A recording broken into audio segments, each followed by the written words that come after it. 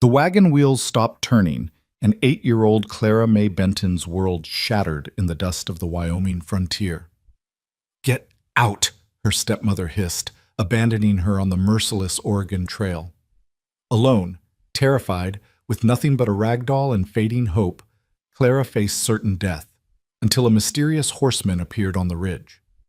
This is the story of the orphan girl who lost everything and the broken rancher who saved her life.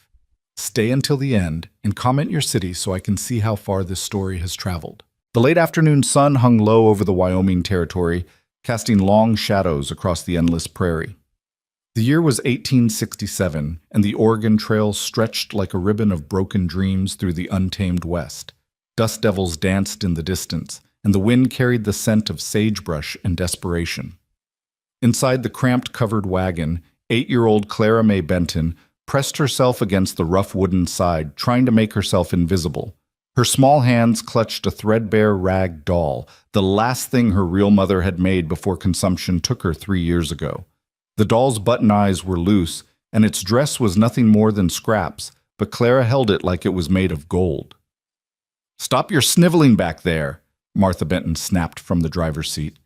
The woman who had married Clara's father 2 years ago was all sharp angles and bitter words. Her face, weathered beyond her 30 years, twisted with perpetual displeasure. "You're lucky I didn't leave you back in Independence." Clara bit her lip hard enough to taste copper. She'd learned long ago that talking back only made things worse. Her father, Thomas Benton, had died of cholera 6 weeks into their journey west. One moment he was walking beside the wagon, talking about the green valleys of Oregon. The next, he was burning with fever, convulsing, gone. They'd buried him in a shallow grave marked with nothing but stones, just another casualty of the westward dream. After that, everything changed. "You're dead weight," Martha had told her the night after they buried Thomas. "Eating food that ain't yours, taking up space, your daddy's gone, and I got no use for his brat." The wagon train had left them behind 3 days ago. Martha had claimed Clara was too sick to travel, that they needed to rest. The wagon master, a grizzled man named Horace Turnbull, had looked at Clara with sympathy, but hadn't argued. One family falling behind was unfortunate, but not uncommon. The trail didn't wait for anyone. But Clara wasn't sick. Martha had simply decided she was done pretending to care. For 3 days they'd traveled alone, Martha driving the oxen with grim determination. Clara hadn't understood where they were going until this morning, when Martha turned the wagon south, away from the trail markers, toward nothing but wilderness. "Where are we going?" Clara had finally whispered. "You'll see soon enough." Now as the wagon jerked to a halt, Clara's heart hammered against her ribs like a trapped bird. Through the gap in the canvas, she could see they were in the middle of nowhere. No trees, no water, no shelter. Just endless brown grass and distant mountains that looked like jagged teeth against the sky. Martha climbed down from the driver's seat with heavy, purposeful movements. She was a big woman, made bigger by the layers of dust-caked skirts and the fury that seemed to radiate from her like heat. "Get out," Martha said, yanking back the canvas cover. Clara didn't move. Couldn't move. Fear had turned her legs to stone. "I said get out!" Martha's hand shot out, grabbing Clara's thin arm and hauling her toward the back of the wagon. Clara's bare feet scrambled for purchase on the rough boards. Her shoes had worn through weeks ago, and Martha had refused to spare money for new ones. Clara landed hard in the dirt, the impact knocking the air from her lungs.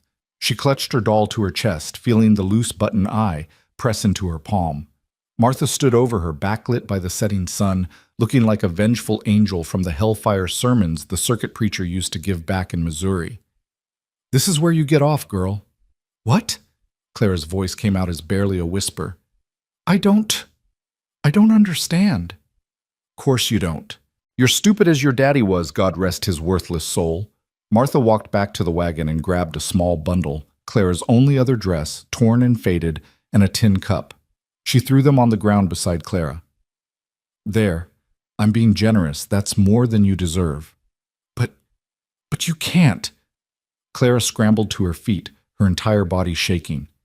"You can't leave me here. There's nothing here. No people, no town, no—" "Exactly." Martha climbed back onto the wagon seat and gathered the reins.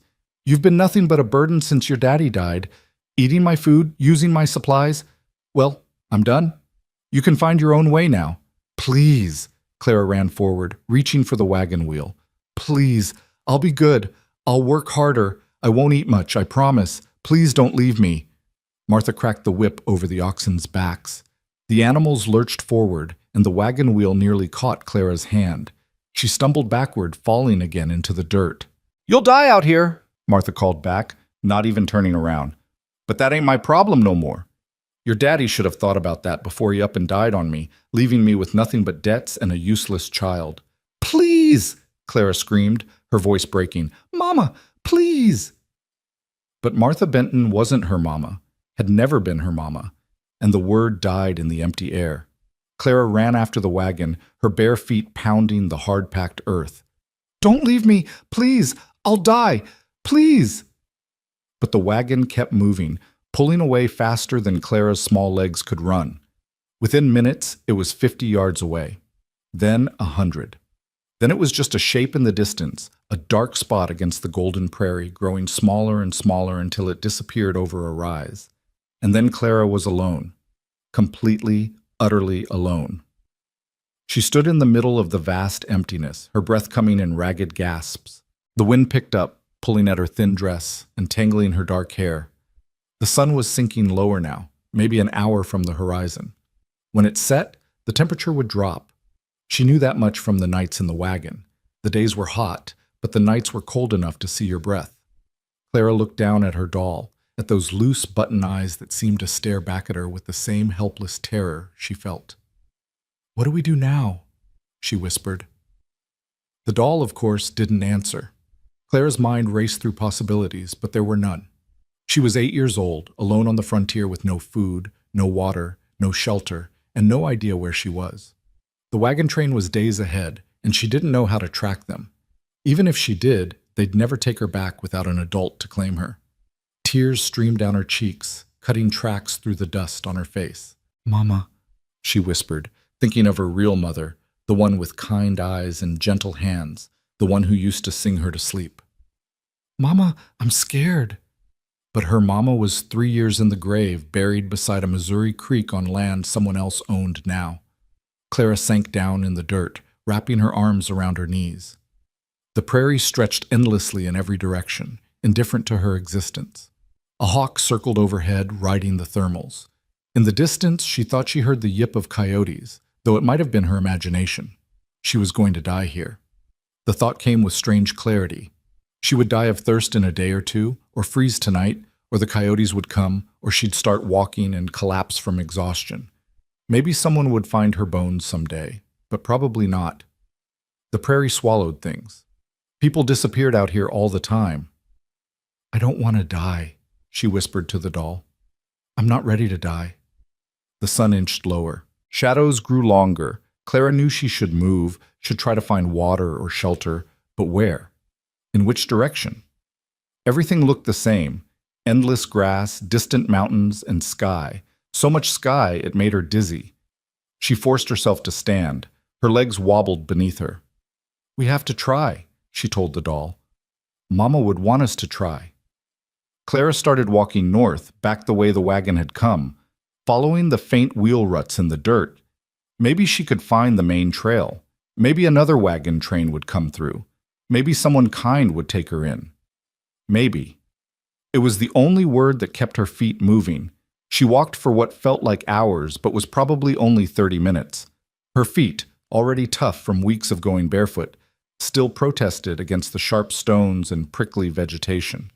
The bundle Martha had thrown held her other dress and the tin cup, and Clara tied it to her waist with a strip of fabric, but it banged against her leg with every step. The sun was touching the horizon now, painting the sky in shades of orange and purple and deep red. It was beautiful in a terrible way. Clara had never felt so small, so insignificant. She was a tiny speck in an enormous world that didn't care whether she lived or died. Her throat was parched. She'd had water that morning from Martha's canteen, but that felt like a lifetime ago. The tin cup mocked her with its emptiness. I need water, she whispered. Please, God, I need water. But there was no water. No creek, no stream, no miracle spring bubbling up from the earth, just dry grass and drier air. Clara's legs began to shake. She'd barely eaten in days. Martha had been forgetting to feed her more and more often.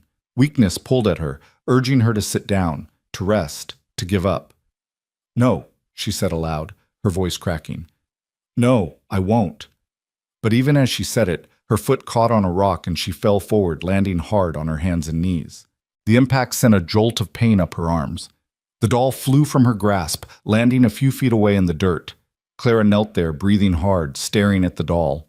Part of her wanted to just stay there, to let the cold night come, to let it be over. She was so tired of being scared, of being alone, of being unwanted. Slowly she crawled forward and picked up the doll. One of the button eyes had finally come loose, hanging by a single thread.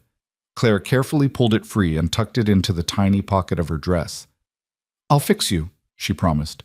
When we get somewhere safe, I'll fix you." If they got somewhere safe. She stood again, swaying slightly. The world tilted and spun. She was so thirsty, so hungry, so alone. Clara took another step, then another. She fixed her eyes on a distant ridge, barely visible in the fading light, and made that her goal. Just get to the ridge. Then she could rest. Just get to the ridge. Behind her, the vast empty prairie stretched endlessly. Ahead, the ridge seemed impossibly far. But Clara kept walking, one small bare foot in front of the other, because stopping meant dying, and she wasn't ready to die. Not yet. Oh.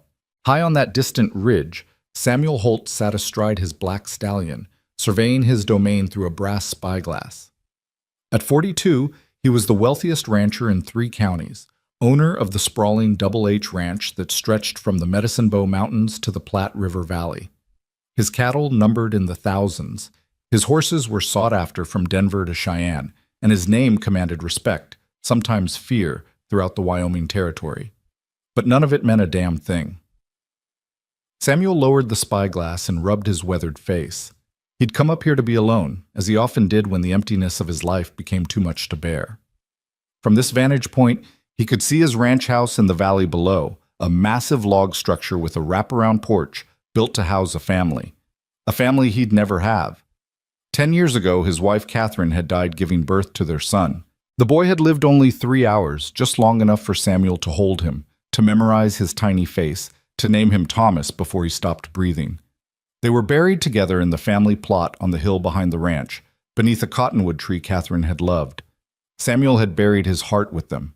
He'd thrown himself into work, building the ranch into an empire, acquiring land and cattle and horses until he was the richest man for 300 miles. But wealth couldn't fill the silence in his house. Success couldn't ease the ache that woke him at 3 a.m., reaching for a wife who wasn't there. His housekeeper, Maria Alvarez, kept things running. She cooked and cleaned and tried to mother him, though he didn't deserve it. His ranch foreman, Tom Jessup, managed the men and the herds. Everyone did their jobs, and Samuel paid them well, but he was just going through the motions, living without really being alive.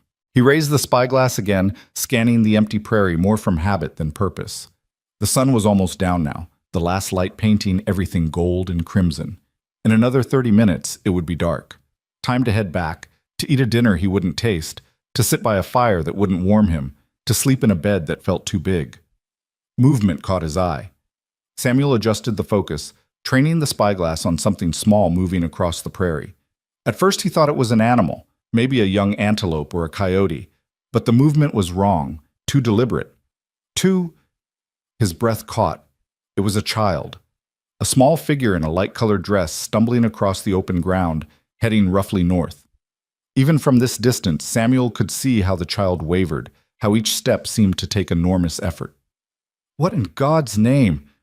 He scanned the surrounding area, looking for a wagon, for adults, for any explanation of why a child would be out here alone as darkness fell. There was nothing. No one. Just the small figure growing smaller as distance and failing light began to swallow it. Samuel's jaw tightened.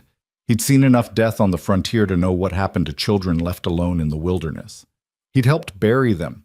Kids who wandered off from wagon trains, who got separated from hunting parties, who simply stepped into the vast emptiness and were never seen again. For a moment he hesitated. It wasn't his problem. The child had parents somewhere, probably. Someone was responsible for this situation.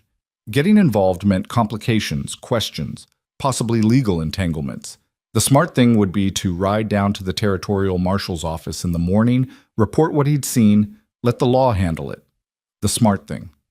But through the spyglass, he saw the child fall, saw the small body hit the ground and lie still for several seconds before slowly, painfully pushing back up. Saw the way the tiny figure clutched something, a doll maybe, to its chest before taking another stumbling step forward. Catherine's voice whispered in his memory, "The measure of a man isn't his wealth or his strength, Samuel. It's what he does when someone helpless needs him." Samuel lowered the spyglass and wheeled his horse around. "Let's go, Midnight," he murmured to the stallion. "We've got someone to find." The horse sensed his urgency and responded immediately, launching into a ground-eating gallop down the ridge. Samuel's mind raced as they descended. How long had the child been out here? Where had they come from? Why were they alone? The ridge was steep, forcing him to slow the horse on the treacherous descent. By the time he reached level ground, the light was fading fast, that brief twilight period before full darkness. Samuel oriented himself toward where he'd last seen the child and urged Midnight forward. "Call out!" he shouted into the growing darkness. "If anyone can hear me, call out!" Nothing but wind answered him. He rode in the direction he'd seen the child moving, standing in his stirrups to scan the ground.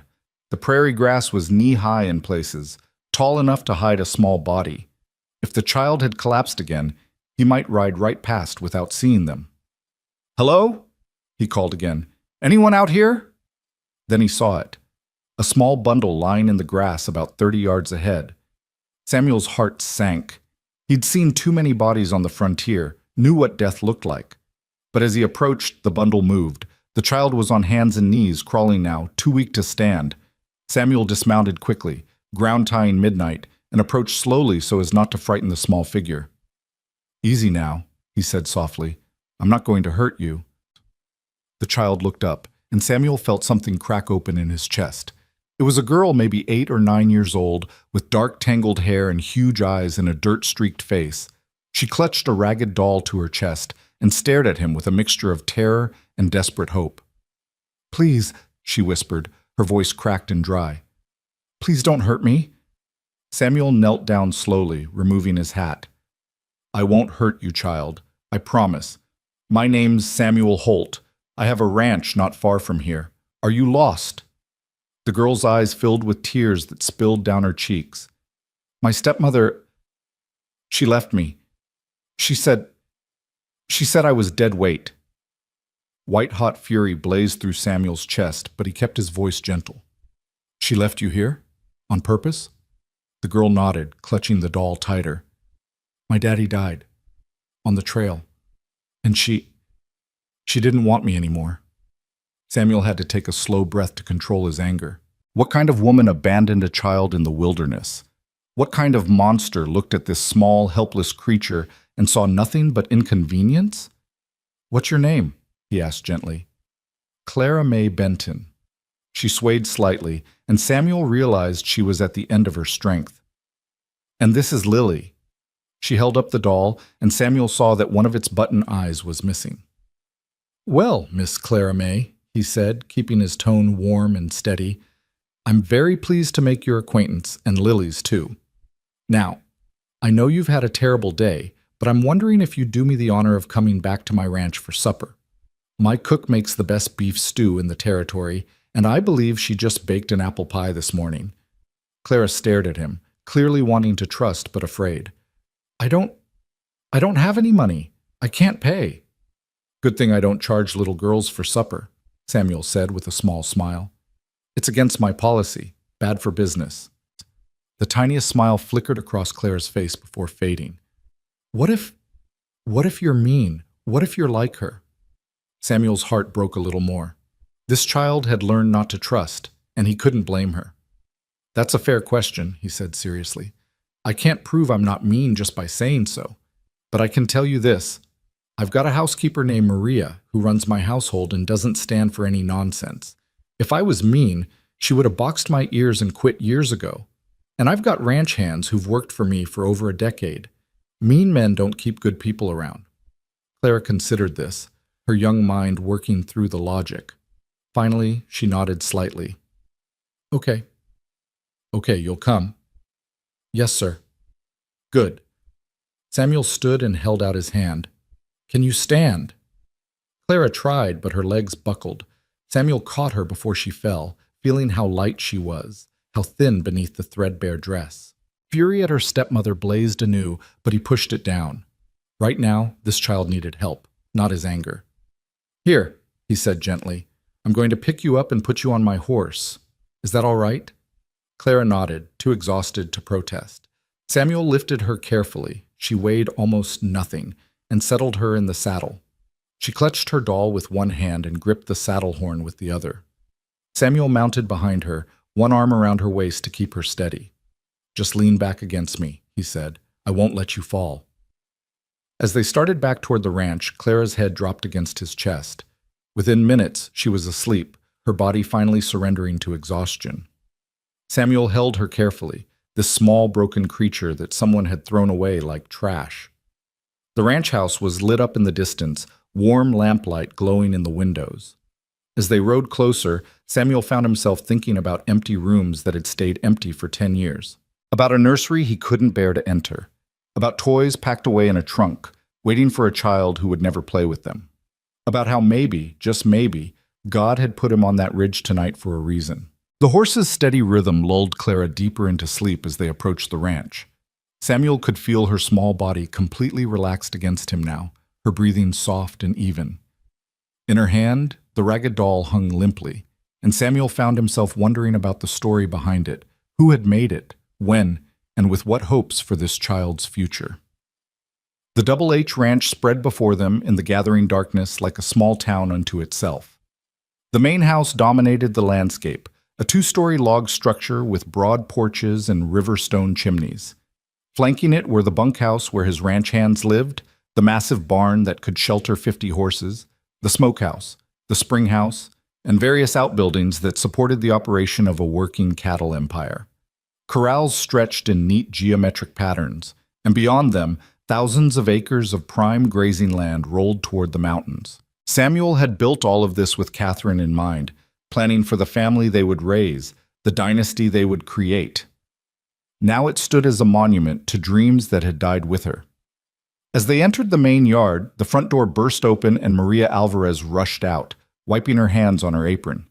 She was a sturdy woman in her early 50s with steel gray hair pulled back in a severe bun, but her dark eyes were warm and intelligent. She'd been with Samuel since before Catherine died, had held him when he wept at his wife's graveside, had kept the household running when he wanted to crawl into a bottle and never come out. "Senor Samuel," she called in her accented English. "Where have you been? Dinner is getting cold and—" She stopped abruptly when she saw the child in his arms. "Dios mío, who is this?" "Her name's Clara May," Samuel said quietly, dismounting carefully so as not to wake her. "I found her on the prairie, abandoned." Maria's expression shifted from surprise to fury to tender compassion in the space of a heartbeat. "Abandoned? Who would—" She cut herself off, moving closer to examine the child.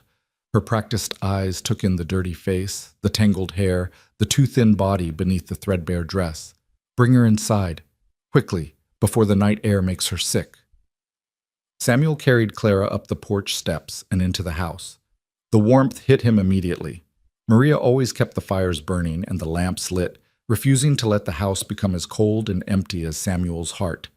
She led him upstairs to one of the unused bedrooms, turning down the quilts on a 4-poster bed that dwarfed the small figure in his arms. "Should I wake her?" he asked. "No, let her sleep. But we need to get her out of these rags and cleaned up. She probably has not bathed in weeks." Maria moved to the washstand and poured water from the pitcher into the basin. "You go. This is women's work." Samuel hesitated, looking down at Clara's sleeping face. Even in rest there was tension around her eyes, a wariness that no child should carry. "Who did this to her?" Maria asked softly. "Her stepmother. The child's father died on the trail, and the woman just left her. Drove away and left her to die."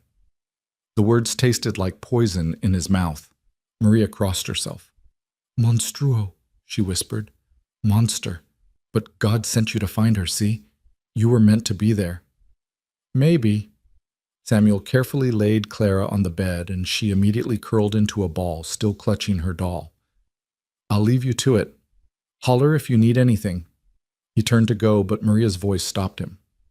Señor Samuel? Yes? She is staying, no? This child, she is staying here? Samuel met her eyes and saw the hope there, the same hope he felt stirring in his own chest despite every logical reason to squash it. She's been through hell, Maria. I can't turn her out. Bueno. That is what I thought. Maria smiled, and it transformed her usually stern face. Now go. Let me make this niña presentable. Samuel descended the stairs and headed for his study, but his foreman, Tom Jessup, intercepted him in the hallway. Tom was a weathered man of 50 with a salt and pepper beard and eyes that missed nothing. Boss, Maria said you brought a kid home. That true? Found her on the prairie, abandoned by her stepmother. Tom's jaw tightened. Christ, some people don't deserve to breathe the same air as decent folks. The girl all right? Exhausted, dehydrated, half-starved, but alive. Maria's seeing to her now. She got people? Anyone we need to contact? Samuel shook his head. Father's dead. The stepmother drove off and left her to die. Far as I'm concerned, that woman doesn't deserve to be called people. Agreed. Tom studied him carefully. You thinking of keeping her? The question hung in the air between them. Samuel hadn't voiced it yet, hadn't even fully formed the thought in his own mind, but hearing it spoken aloud made something click into place. I don't know yet, he said finally. But I won't send her to an orphanage, Tom. I won't have her passed from place to place like unwanted baggage. Tom nodded slowly. Might be good for you, for the house. It's been too quiet around here for too long. Don't get ahead of yourself. Right now she needs food and rest and safety. We'll figure out the rest later. But even as he said it, Samuel felt something shifting inside him, like ice breaking up after a long winter. He retreated to his study and poured himself a whiskey, staring into the fire without really seeing it. The house felt different tonight. The silence seemed less oppressive somehow, as if the simple presence of a child under his roof had changed the very air. Upstairs, Maria worked with gentle efficiency. She carefully undressed Clara, noting every bruise, every mark that spoke of rough treatment and hard travel. The child stirred occasionally but didn't wake, her body too desperate for rest to fully surface. Maria filled the basin with warm water and began washing the dirt from Clara's face and arms, humming a Spanish lullaby her own mother had sung to her. The child's dark hair was matted and tangled, full of prairie dust, and who knew what else. It would need a proper washing, but that could wait until morning. As she worked, Maria found herself remembering another child, another time. Her own daughter, Elena, lost to fever when she was just 7 years old. That had been 30 years ago, back in Mexico before she and her husband came north. Carlos had died 10 years later in a mine collapse, leaving Maria alone in a foreign land. She'd found work at the Double H Ranch just before Catherine Holt had gotten pregnant. Catherine had been kind to her, treating her as a friend rather than a servant. When Catherine died in childbirth, Maria had mourned her almost as much as Samuel had. She'd stayed on because someone needed to keep the household running, but also because leaving felt like abandoning Catherine's memory. Now, looking down at this small, abandoned girl, Maria felt something stir in her heart that she'd thought long dead. The maternal instinct she'd buried with Elena, the fierce protectiveness that had no outlet for 3 decades. Pobrecita, she whispered, brushing Clara's damp hair back from her forehead. Poor little one, you have had such a hard road, but you are safe now. I promise you, you are safe. She dressed Clara in one of Samuel's old shirts. There were no children's clothes in the house. Hadn't been since Thomas was born and died in the same day. The shirt swallowed the child's small frame, but it was clean and soft. Maria tucked her under the quilts, adjusting the ragged doll so it lay beside her on the pillow. For a long moment, Maria simply stood there, watching Clara sleep. Then she made the sign of the cross and whispered a prayer of thanks that Samuel had been on that ridge tonight, that God had put him in the right place at the right time. Downstairs, she found Samuel still in his study, staring at nothing. She is clean and sleeping, Maria reported. Tomorrow I will wash her hair properly and see about getting her some decent clothes. Thank you, Maria. De nada. It is no trouble." She paused. "Senor Samuel, what will you do with her?" "I don't know yet, but she's staying here for now, at least until we figure out what's best for her." Maria nodded, satisfied. "I will make up the room properly tomorrow, and I will cook her favorites. Do you know what she likes?" "I don't know anything about her except her name and that she's been through hell." "Then I will make many things, and we will discover what makes her smile." Maria moved to the door, then turned back. "You did a good thing tonight, senor. A very good thing." After she left, Samuel sat alone with his whiskey and his thoughts. The house settled around him, creaking and sighing as houses do. Somewhere above, a child slept in a bed that had been empty for 10 years. And Samuel Holt, the wealthiest rancher in 3 counties, the man who had everything except what mattered most, allowed himself to feel something he hadn't felt in a decade: hope. Morning came bright and clear, the sun spilling golden light across the Wyoming landscape. Samuel woke early as always, dressed, and headed downstairs to find Maria already in the kitchen, preparing what looked like enough food to feed the entire ranch crew. "Is all that for Clara?" he asked. "Si. I do not know what she will eat, so I make everything: eggs, bacon, flapjacks, biscuits, gravy, fried potatoes." Maria gestured to the various pots and pans bubbling on the massive cast-iron stove. "When she wakes, she will eat. If she can eat all that, I'll be impressed. She will not eat all of it, but she will eat something, and then we will know." Maria cracked another egg into the skillet. "You should go check on her. She may be frightened, waking in a strange place." Samuel climbed the stairs and approached the guest room quietly. The door was ajar, and he could hear soft sounds from within, not quite crying, but close. He knocked gently. "Clara? May I come in?" Silence. Then a small voice. "Yes, sir." He pushed the door open to find Clara sitting up in bed, clutching her doll and looking around the room with wide, uncertain eyes. Her hair stuck up in all directions, and Samuel's shirt hung off one thin shoulder. "Good morning," he said gently. "Did you sleep well?" Clara nodded slowly. "Where am I?" "You're at my ranch, the Double H. Do you remember last night? I found you on the prairie?" Her face crumpled slightly. I thought maybe I dreamed it, that I was still out there." "No dream. You're safe now." Samuel moved closer but maintained a respectful distance. "Are you hungry? My housekeeper Maria has been cooking up a storm downstairs." Clara's stomach growled audibly, answering for her. She blushed. "I'm sorry." "Nothing to apologize for. Growing girls need to eat."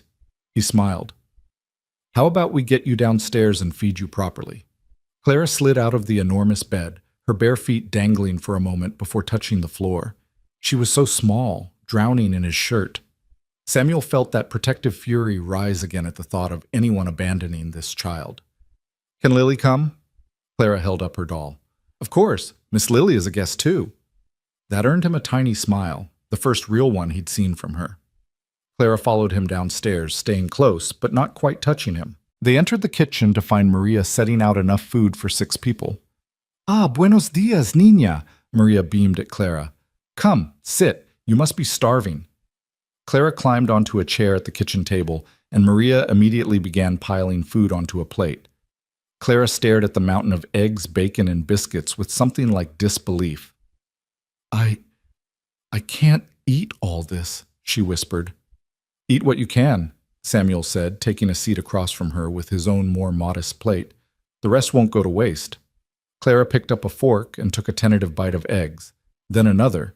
Then she was eating faster, shoveling food into her mouth like she was afraid someone would take it away. "Slow down, mija," Maria said gently. "The food is not going anywhere. No one will take it from you." Clara forced herself to slow down, but Samuel could see the effort it took. How long had she been hungry? Weeks? Months? He thought about Martha Benton and what he'd like to do if he ever met the woman. None of it was civilized. "Clara," he said carefully, "I need to ask you some questions about what happened. Is that all right?" Clara nodded, her mouth full of biscuit. "You said your father died on the trail?" She swallowed hard. "Yes, sir, 6 weeks ago. It was cholera. He was fine in the morning, and by nighttime—" She stared at her plate. They buried him beside the trail. We didn't even have a proper marker. I'm sorry. That must have been terrible. My real mama died 3 years ago, back in Missouri. Consumption. Clara's voice was flat, reciting facts. Papa said we needed a new start, so he married Martha, and we joined a wagon train headed for Oregon, but then he died, and Martha said I was dead weight. Maria made a distressed sound and crossed herself. Did she hurt you? Samuel asked quietly. Before she left you? Clara shook her head. Not really. She hit me sometimes, but mostly she just didn't care. After Papa died, she stopped pretending to be nice. She said I ate too much food and took up too much space, and she wished Papa had left me behind in Missouri. That woman deserves— Maria cut herself off, glancing at Clara. She deserves God's judgment. Do you have any other family? Samuel asked. Grandparents, aunts or uncles? No, sir. Papa said we were all that was left of the Bentons. His parents died before I was born, and Mama's family didn't want anything to do with us after she married Papa. They said he was beneath her. Clara took another bite of bacon. What's going to happen to me now? It was the question Samuel had been dreading. I don't know yet, but you're welcome to stay here while we figure it out. You're safe. You'll be fed and clothed and cared for. That's a promise. Clara studied him with those two old eyes. Why are you being nice to me? You don't even know me.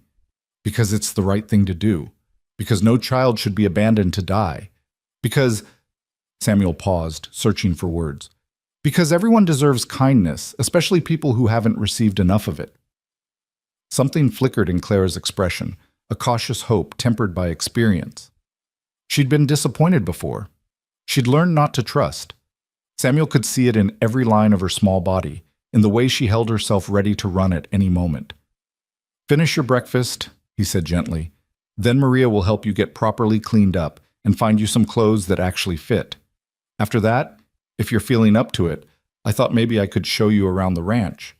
We have horses. Do you like horses? For the first time, Clara's face lit up. I've never been on a horse. Well, except last night on yours, but I was mostly asleep. Then we'll fix that today. Every person who lives at the Double H needs to know how to ride. He paused, realizing what he'd said. If you want to learn, that is. Yes, Clara said, then immediately looked embarrassed by her enthusiasm. I mean, yes, sir, I'd like that. Good. It's settled then. After breakfast, Maria whisked Clara away for a proper bath. Samuel could hear water being heated, doors opening and closing, Maria's voice offering soft encouragements. He retreated to his study to deal with ranch business, trying to focus on account books and shipping schedules, but his mind kept drifting upstairs. What was he doing? He'd brought a child into his home on impulse, made promises he wasn't sure he could keep. The sensible thing would be to contact the territorial authorities, let them place Clara in an orphanage, or find her a suitable family. He was a middle-aged bachelor rancher with no experience raising children. What did he know about little girls? But every time he thought about sending her away, he remembered how she'd looked on the prairie, small and alone and terrified. He remembered the feel of her slight weight in his arms, the way she'd clung to that ragged doll like it was all she had left in the world, which it probably was. A knock on the door interrupted his thoughts. Come in. Maria entered, her expression serious. Senor, I need to speak with you. About Clara. Si. I have bathed her and— Maria paused, choosing her words carefully. She has bruises. Old ones, mostly faded, but they tell a story. That woman hit her more than once, and she has scars on her back that look like they came from a switch or a belt. Samuel's hands clenched into fists. Christ. There is more. She is very thin, thinner than she should be. She has been underfed for a long time, I think. Months, maybe. And her feet, Dios, her feet are tough as leather from walking barefoot. Her shoes wore out and the stepmother would not replace them. That woman should hang, Samuel said flatly. Perhaps, but right now we must focus on the child. She needs clothes, proper shoes, good food, and time to heal. Not just her body, but her spirit. She is a frightened little bird, senor. It will take patience and kindness to help her trust again. I'm not good with children, Maria. I don't know what to say to her, how to act around her. You treat her with respect and kindness, which is what you have been doing. That is enough. Maria moved closer, her dark eyes intense. Senor Samuel, I see how you look at her. I see what is in your heart. You want to keep her, no? Samuel was quiet for a long moment. Then, yes, God help me, yes. But wanting something doesn't make it right or possible. Why not possible? I'm a single man. The law might not allow it. And even if they do, what do I know about raising a daughter? I'd probably make a mess of it. You would not be alone. I am here. And you underestimate yourself, senor. You have a good heart, even though you have kept it locked away for 10 years. Maria's voice softened. That little girl needs a father. And you, I think, need a daughter. Sometimes God gives us what we need in unexpected packages. Before Samuel could respond, they heard light footsteps on the stairs. Clara appeared in the doorway, transformed. Maria had washed and braided her dark hair, revealing delicate features beneath the grime. She wore one of Maria's dresses, hastily altered to fit, and actual shoes, old ones of Maria's, stuffed with fabric to make them fit Clara's small feet. Well now, Samuel said, his throat tight. Don't you look fine? Clara twisted shyly, smoothing the skirt. It's too big, but Miss Maria said she'd make me proper clothes soon. You look perfect, Samuel said, and meant it. Ready to see the ranch? Clara nodded eagerly, and they headed outside into the bright morning. The ranch was in full swing now, horses being led to corrals, ranch hands moving between buildings, the distant sound of cattle lowing in the fields. The air smelled of hay and horses, and the peculiar scent of high prairie grassland. Samuel led Clara toward the main barn, aware of the curious glances from his men. He'd have to tell them something, but that could wait. Right now, he wanted to see Clara smile again. In the barn, a dozen horses occupied the stalls, munching hay and swishing their tails at flies. Clara's eyes went wide. They're so big, she breathed. These are the workhorses and a few of my personal mounts. The rest of the herd is out in the pastures. Samuel walked down the row of stalls. This is Midnight. You met him last night. That's Thunder, and that's Sage, and over there is Buttercup. Buttercup? Clara giggled at the name. She's a gentle old mare, sweetest horse you'll ever meet. I thought maybe she could be your horse, if you'd like. Clara's mouth fell open. My horse? I could have my own horse? Well, she'd technically be mine, but you could ride her, take care of her, learn on her. Would you like that? Yes. Clara rushed to Buttercup's stall. The golden mare turned her head and nickered softly. Clara reached out tentatively, and Buttercup nuzzled her hand, searching for treats. Samuel felt something warm unfold in his chest. Here, he said, pulling a sugar cube from his pocket. Hold your hand flat, like this. He demonstrated, and Clara copied him. Buttercup delicately took the sugar cube, her soft lips barely touching Clara's palm. Clara laughed, a real, delighted laugh that echoed in the barn. She likes me. Of course she does. Buttercup has excellent taste. Samuel pulled out another sugar cube and handed it to Clara. You want to try giving her one yourself? For the next hour, Samuel showed Clara around the ranch, introducing her to the animals, explaining how everything worked. Clara absorbed it all with the quick intelligence of a bright child who'd been denied education and stimulation. She asked questions, good questions, and Samuel found himself enjoying the role of teacher. They were examining the new foals in the paddock when Tom Jessup approached, hat in hand. Boss, got a minute? Sure, Tom. Clara, you stay right here by the fence, all right? Don't climb over. Yes, sir. Samuel walked a few paces away with Tom, who glanced back at Clara before speaking in a low voice. Word's getting around among the men about the girl. They're curious. I imagine they are. You planning on keeping her? I don't know yet, but she's staying for now. Tom nodded slowly. The men won't have a problem with it. They're good boys, most of them. Just wanted you to know that folks will talk. Single man raising a young girl. Some people might not understand. Let them talk. I've never cared what people thought before, and I'm not about to start now. Fair enough. Oh, and Maria sent me to tell you lunch is ready. She says the little one needs to eat regularly if she's going to put meat on her bones. Samuel turned back to find Clara still at the fence, watching the foals play with such longing on her face that it hurt to see. Clara, time for lunch. Can I come back after, to see the horses? You can come back any time you want. You live here now. The words were out before Samuel fully thought them through, but once said, he didn't want to take them back. Clara's face transformed, hope and uncertainty warring in her expression. I do? Really? Really, for as long as you need, or want. Clara ran to him and before he could react, wrapped her thin arms around his waist.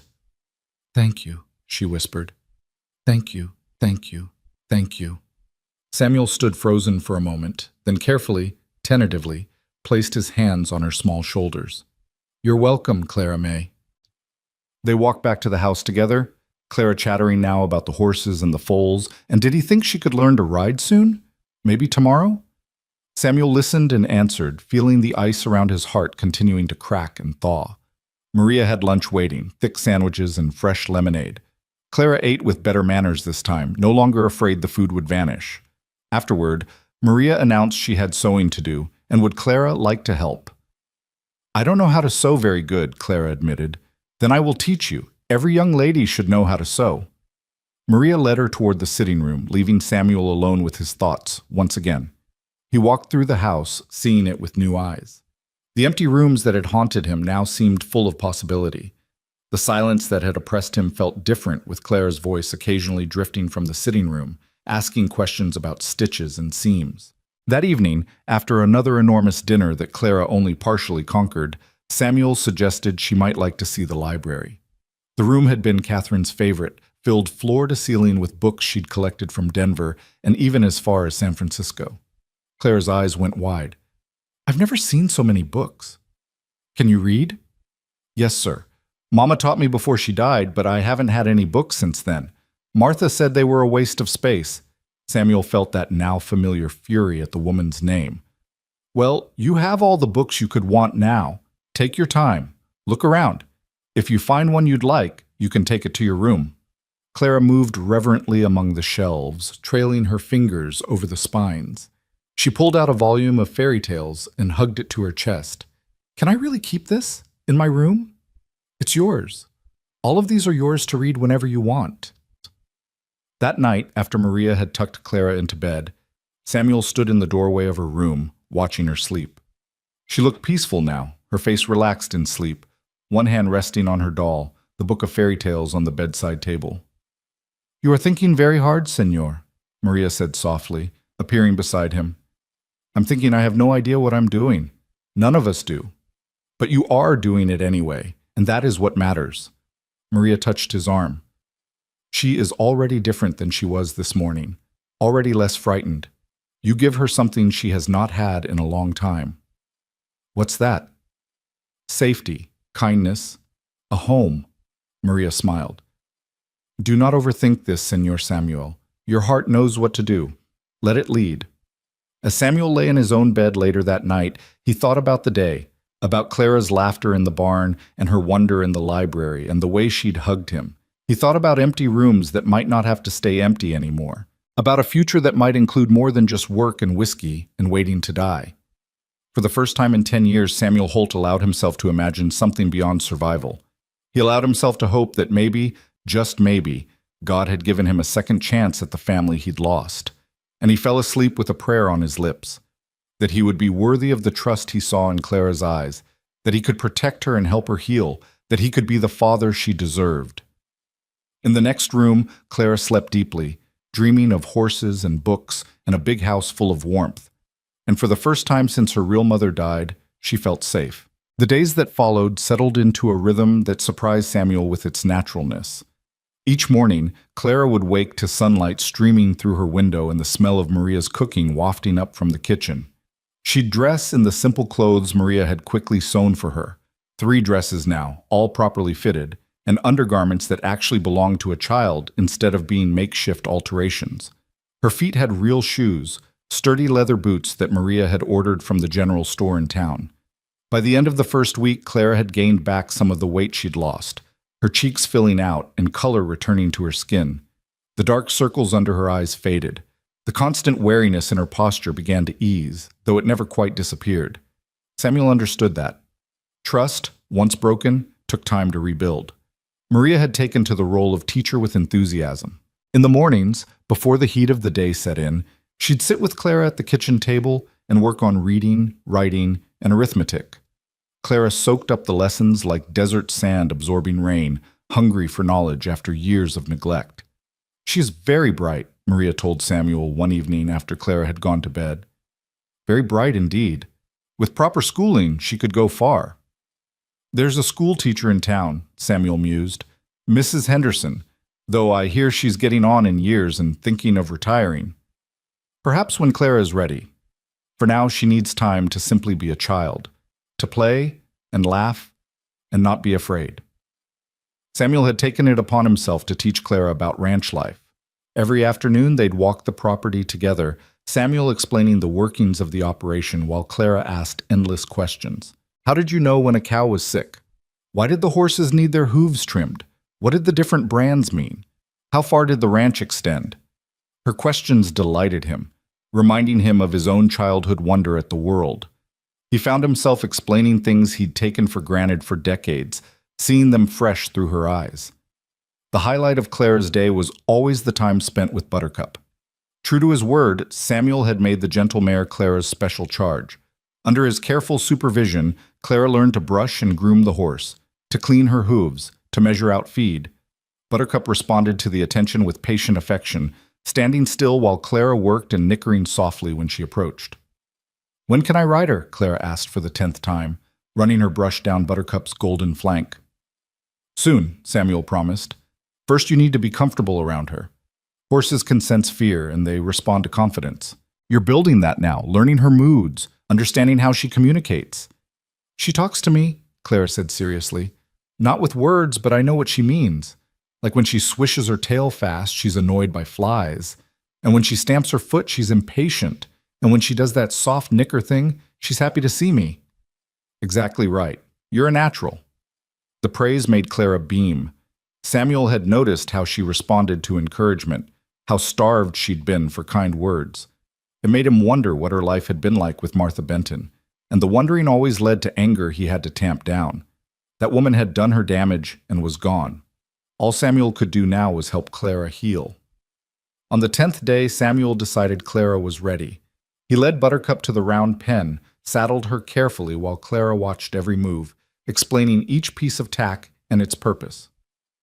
"Now," he said, "first time up, I'm going to lead her while you ride. Just to get you used to the feeling, all right?"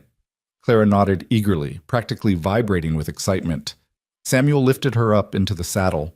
She was so light still despite Maria's best efforts, and adjusted the stirrups as short as they'd go. Even then, Clara's feet barely reached them.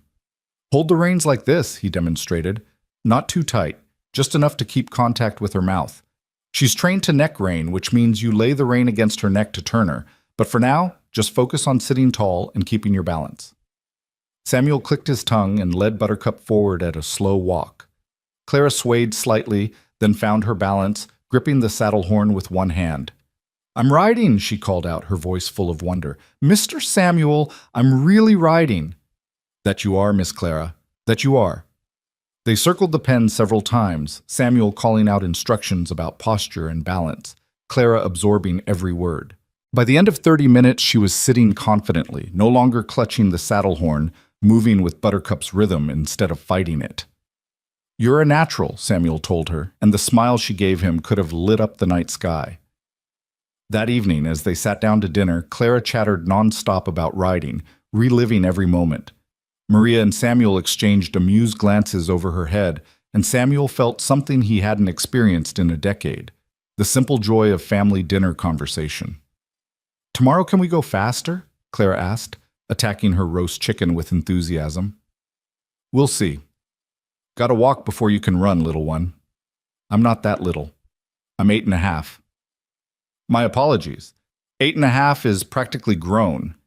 Samuel's lips twitched with suppressed amusement. After dinner, they retired to the library, as had become their custom. Samuel would read aloud while Clara curled up in the big leather chair, sometimes following along in her own book, sometimes just listening. Tonight he was reading Treasure Island, doing different voices for the characters. Clara's eyes were wide as he described Long John Silver, and she gasped at all the right moments. When he finally closed the book for the night, Clara looked up at him with an expression so full of contentment that Samuel's chest tightened. "Mr. Samuel?" she said softly. "Yes, Clara? Can I ask you something?" "Of course." She twisted her hands in her lap, suddenly nervous. "Are you going to send me away?" The question hit Samuel like a physical blow. He set the book aside and knelt down beside her chair so they were eye to eye. "Why would you think that?" "Because everyone does. Mama died, then Papa, then Martha left me. Everyone leaves or sends me away. And I thought maybe—" Her voice cracked. "Maybe when you got tired of me, you'd send me away too." "Clara, look at me." He waited until her tear-filled eyes met his. "I'm not sending you away. Not now. Not ever. You belong here. This is your home. Promise?" "I promise. Cross my heart." He made an X over his chest, and Clara's lips trembled into a smile. "Can I call you Papa?" The words came out in a rush, as if she'd been holding them in for days. "Miss Maria said I should ask first, that it was polite, but I really want to, if it's okay, if you don't mind." Samuel felt his eyes burning. He thought of his son Thomas, who'd never gotten the chance to call him Papa, who'd barely lived long enough to open his eyes. He thought of all the empty years, all the silence, all the loneliness he'd wrapped around himself like armor. "I'd be honored," he managed, his voice rough. "I'd be honored if you called me Papa." Clara launched herself at him, wrapping her thin arms around his neck. Samuel held her carefully, afraid of holding too tight, afraid of letting go. This small, fierce creature who'd been thrown away like trash had somehow found the one crack in his armor and slipped through. "Papa?" she whispered against his shoulder, testing the word. "Papa." "That's right, sweetheart. I'm your papa now." They stayed like that for a long moment before Clara pulled back, wiping her eyes. "Does this mean Miss Maria is like my mama?" Samuel smiled gently. "Maria loves you very much, but she's not your mother. Your mama was Elizabeth Benton, and she loved you too. We can't replace her, and we shouldn't try. But Maria and I, we'll take care of you. We'll be your family." Clara nodded slowly, processing this. "Okay. Can I still call her Miss Maria?" "I think she'd like that." That night, when Samuel tucked Clara into bed, a ritual they'd fallen into naturally, she held his hand and looked up at him with those serious dark eyes. "Papa?" "Yes, sweetheart." "Thank you for finding me. On the prairie. Thank you for not riding away." Samuel's throat tightened. "Thank you for trusting me, for giving an old cowboy a chance to be someone's papa again." He kissed her forehead, something he'd never done before, and Clara's eyes drifted closed with a smile on her lips. As Samuel descended the stairs, he found Maria waiting in the hallway, her expression knowing. "She called you Papa." "She did." "And what did you say?" "I said yes." Maria's eyes glistened. "Bueno. Very good, Señor Samuel, or should I say, Papa Samuel." He laughed, surprising himself. "Just Samuel to you, Maria. Always." "She is healing," Maria said softly. "I see it every day. The fear in her eyes, it grows less. The nightmares come less often. She is beginning to trust that this is real, that we will not abandon her. She still has nightmares? See. Sometimes she cries out in the night. I go to her and she tells me she dreamed Martha came back for her, or that she is alone on the prairie again.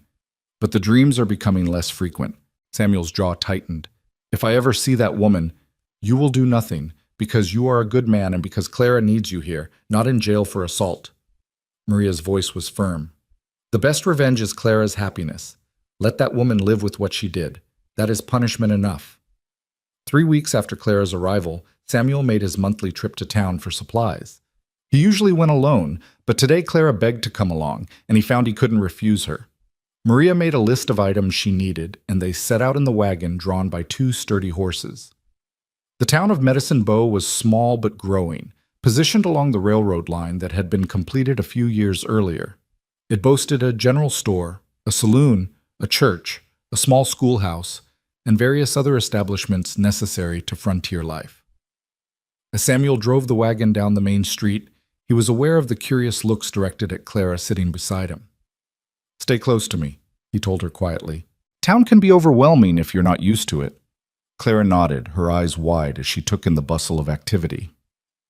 They tied up outside Harmon's general store, and Samuel helped Clara down from the wagon. Inside, the store smelled of coffee and pickles and new fabric. Mrs. Harmon, a plump woman with kind eyes, looked up from behind the counter. "Mr. Holt, good to see you. And who's this young lady?" Before Samuel could answer, Clara spoke up clearly. "I'm Clara May Benton. I live at the Double H Ranch now." Samuel felt a surge of pride at her confidence. Mrs. Harmon's eyebrows rose slightly, but she smiled warmly. "Well, welcome to Medicine Bow, Clara May. Any friend of Mr. Holt's is a friend of mine." As Samuel went through Maria's list, Clara wandered the store, examining everything with fascination. She lingered by the candy jars, and Samuel noticed. When Mrs. Harmon finished filling his order, he pulled out an extra coin. "Give Miss Clara whatever candy she'd like, within reason." Clara's face lit up. "Really?" "Really. But don't make yourself sick." She chose carefully, settling on peppermint sticks and lemon drops, thanking Mrs. Harmon with perfect manners that made Samuel proud. As they loaded supplies into the wagon, a man Samuel recognized as Chester Whitmore, owner of a neighboring ranch, approached. "Holt, heard you took in a stray." Whitmore's eyes flicked to Clara with something less than kindness. "Indian kid?" Samuel's voice went cold. "She's my daughter, and I'd appreciate you keeping a civil tongue in your head." Whitmore snorted. "Daughter? Come on, Holt. Everyone knows you're a widower with no children. Where'd she really come from?" "That's none of your damn business." Samuel's hand moved to rest on Clara's shoulder, protective and possessive. "Now, if you'll excuse us, we have business to attend to." As they drove away, Clara was quiet. Finally, she spoke in a small voice. "He didn't believe I was your daughter. Some people are small-minded and rude. Pay them no mind. But I'm not really your daughter, not by blood." Samuel pulled the wagon to a stop at the edge of town and turned to face her fully. "Clara, listen to me. Family isn't just about blood. It's about who you choose to love and who chooses to love you back. You're my daughter in every way that matters. Anyone who says different can go to hell." Clara's eyes widened at the profanity, then she giggled. "You said a bad word." "I did. Don't tell Maria." "I won't." She sobered. "But Papa, what if someone tries to take me away? What if the law says I have to go somewhere else?" It was a fear Samuel had been harboring himself, though he'd tried not to show it. "Then we'll deal with it when it happens. But Clara, I promise you, I will fight for you. I will not let anyone take you if I can prevent it." She seemed satisfied with this answer, or at least willing to trust him. They drove home in companionable silence, Clara munching on her peppermints and Samuel thinking about Chester Whitmore's words. The man had a point, even if he'd been rude about it. Samuel had no legal claim to Clara. If someone challenged him, if the territorial authorities got involved, he could lose her. The thought was unbearable. That evening, after Clara had gone to bed, Samuel sat in his study with a whiskey in his thoughts. Maria found him there, brooding. "What troubles you, senor?" "Whitmore made some comments today, about Clara, about my right to keep her." Maria settled into the chair opposite him. "And what did you tell him?" "To mind his own business. But Maria, he's right. I have no legal claim to her. If Martha Benton came back, or if the Children's Aid Society got involved, they could take her away. Then we must make sure you have a legal claim." "How? I'm a single man. The courts prefer to place children with married couples, families. Even if I petitioned to adopt her, they might refuse." Maria was quiet for a long moment. Then she said carefully, "Then perhaps you should not be a single man." Samuel looked at her sharply. "What are you suggesting?" "I am suggesting that you consider marriage. Not for love necessarily, but for Clara's sake. A marriage of convenience to give you the legal standing to keep her safe." "That's—" Samuel trailed off, unsure how to finish. "Dishonest? Pragmatic? Desperate? Who would agree to such an arrangement?" Maria met his eyes steadily. "I would." The words hung in the air between them. Samuel stared at her, his mind racing. Maria Alvarez had been his housekeeper for over a decade, had seen him through his darkest days, had helped him survive Catherine's death. She was competent, kind, and devoted to Clara already. "You'd marry me?" For Clara. For Clara, yes, but also for other reasons. Maria's voice was calm, measured. I am not a young woman anymore, Senor Samuel. I have no family, no prospects, no security beyond my position here, and I have grown to care for you both very deeply.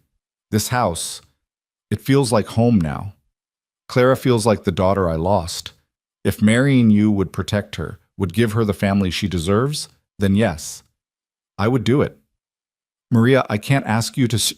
You are not asking. I am offering. She leaned forward, her expression earnest. I know you do not love me. Not the way you loved Catherine. I am not asking for that. I am offering a partnership, a practical arrangement that benefits us all. You get the legal standing to protect Clara. Clara gets a complete family, and I get. She paused. I get to be part of something good, something that matters. Samuel thought about it, turning the idea over in his mind. It made sense in a cold, practical way, but it also felt wrong somehow, like he'd be using Maria. It wouldn't be fair to you, he said finally. You deserve more than a marriage in name only. What I deserve is irrelevant. What matters is what is best for Clara. Maria's voice softened. Besides, Senor, who says it must remain in name only? We have respect for each other, affection even. We have lived under the same roof for years. Perhaps in time we could build something more. Perhaps, Samuel echoed, not quite able to imagine it. Catherine's memory still hung over him, a ghost he'd never fully laid to rest. Think about it, Maria said, rising. There is no rush. But if trouble comes, if someone threatens to take Clara, we should have a plan. After she left, Samuel sat alone with his whiskey and his thoughts. Marriage. The word felt strange, almost foreign. He'd been married once to Catherine, and it had been a great love story. Passionate, all-consuming, tragic in its ending. The thought of marrying again for reasons of pragmatism rather than passion seemed almost like a betrayal of her memory. But then he thought about Clara's question. Are you going to send me away? He thought about the trust in her eyes when she called him Papa, the way she was slowly healing under their care. If marrying Maria would protect her, would ensure she stayed safe and loved and cared for, wasn't that worth more than his romantic notions? Catherine's voice whispered in his memory, the measure of a man isn't his wealth or his strength, Samuel. It's what he does when someone helpless needs him. Samuel finished his whiskey in one swallow and made his decision. Whatever it took to keep Clara safe, he would do it, even if it meant marrying for convenience rather than love. The next morning, he found Maria in the kitchen and told her he'd thought about her offer. I'll do it, he said simply. If you're certain, if you understand what you're agreeing to, then yes. I'll marry you. Maria's face showed no surprise, only quiet satisfaction. I am certain. When? Let's wait a bit. Make sure Clara is settled. Make sure this is really what we want. If no trouble comes, maybe we don't need to rush into it. Maria nodded. That is wise. But Senor Samuel, start thinking of me as Maria, not Miss Maria. If we are to be married, we should at least use first names, no? Samuel couldn't help but smile. All right, Maria it is. The weeks continued to pass, each one bringing small changes and new routines. Clara's riding improved rapidly, and soon she was trotting Buttercup around the corral without help. Samuel had one of his ranch hands build her a small mounting block so she could saddle Buttercup herself, and the pride on her face the first time she did it independently made his heart swell. Maria taught her to cook, to sew, to keep house, but she also taught her Spanish songs and told her stories from her childhood in Mexico. Clara absorbed it all, her quick mind delighting in learning. Samuel introduced her to his account books, showing her how to track expenses and income. A good rancher needs to know the business side, he explained. It's not just about riding horses and herding cattle. It's about making smart decisions with money. Clara proved surprisingly adept with numbers, catching on quickly to the concepts of profit and loss. So if we sell a steer for $40, but it cost us $20 to raise, we made $20 profit? Exactly right. And if we have 100 steers, that's... Her face scrunched up as she calculated. $2,000 profit? Very good. Though it's rarely that simple, there are other expenses to factor in. But yes, that's the basic idea.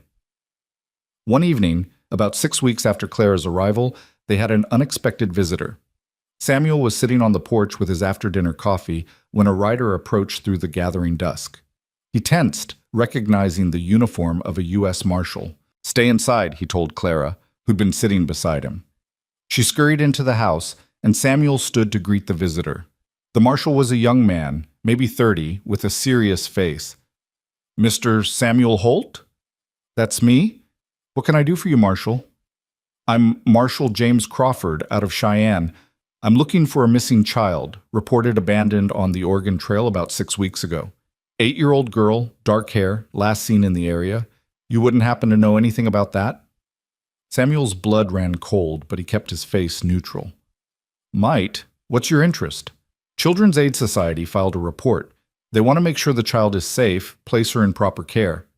A wagon master named Turnbull reported that a woman traveling with a young girl left the train, claiming the child was sick. Never caught back up. The society wants to make sure the girl's all right. "The girl's fine.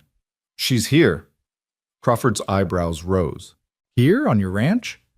"I found her on the prairie, abandoned, took her in. She's been living here since." Samuel's voice was firm, daring the Marshal to challenge him. "I see. Well, I'll need to speak with her, make sure she's being properly cared for." Samuel wanted to refuse, but he knew that would only make things worse. "All right, but you keep a civil tone. She's been through enough." He called into the house, and Clara appeared in the doorway, Maria right behind her. When Clara saw the Marshal's uniform, fear flashed across her face.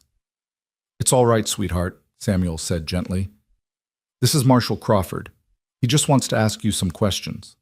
Crawford approached slowly, his expression softening when he saw Clara's fear. "Hello, miss. I'm just here to make sure you're okay. Can you tell me your name?"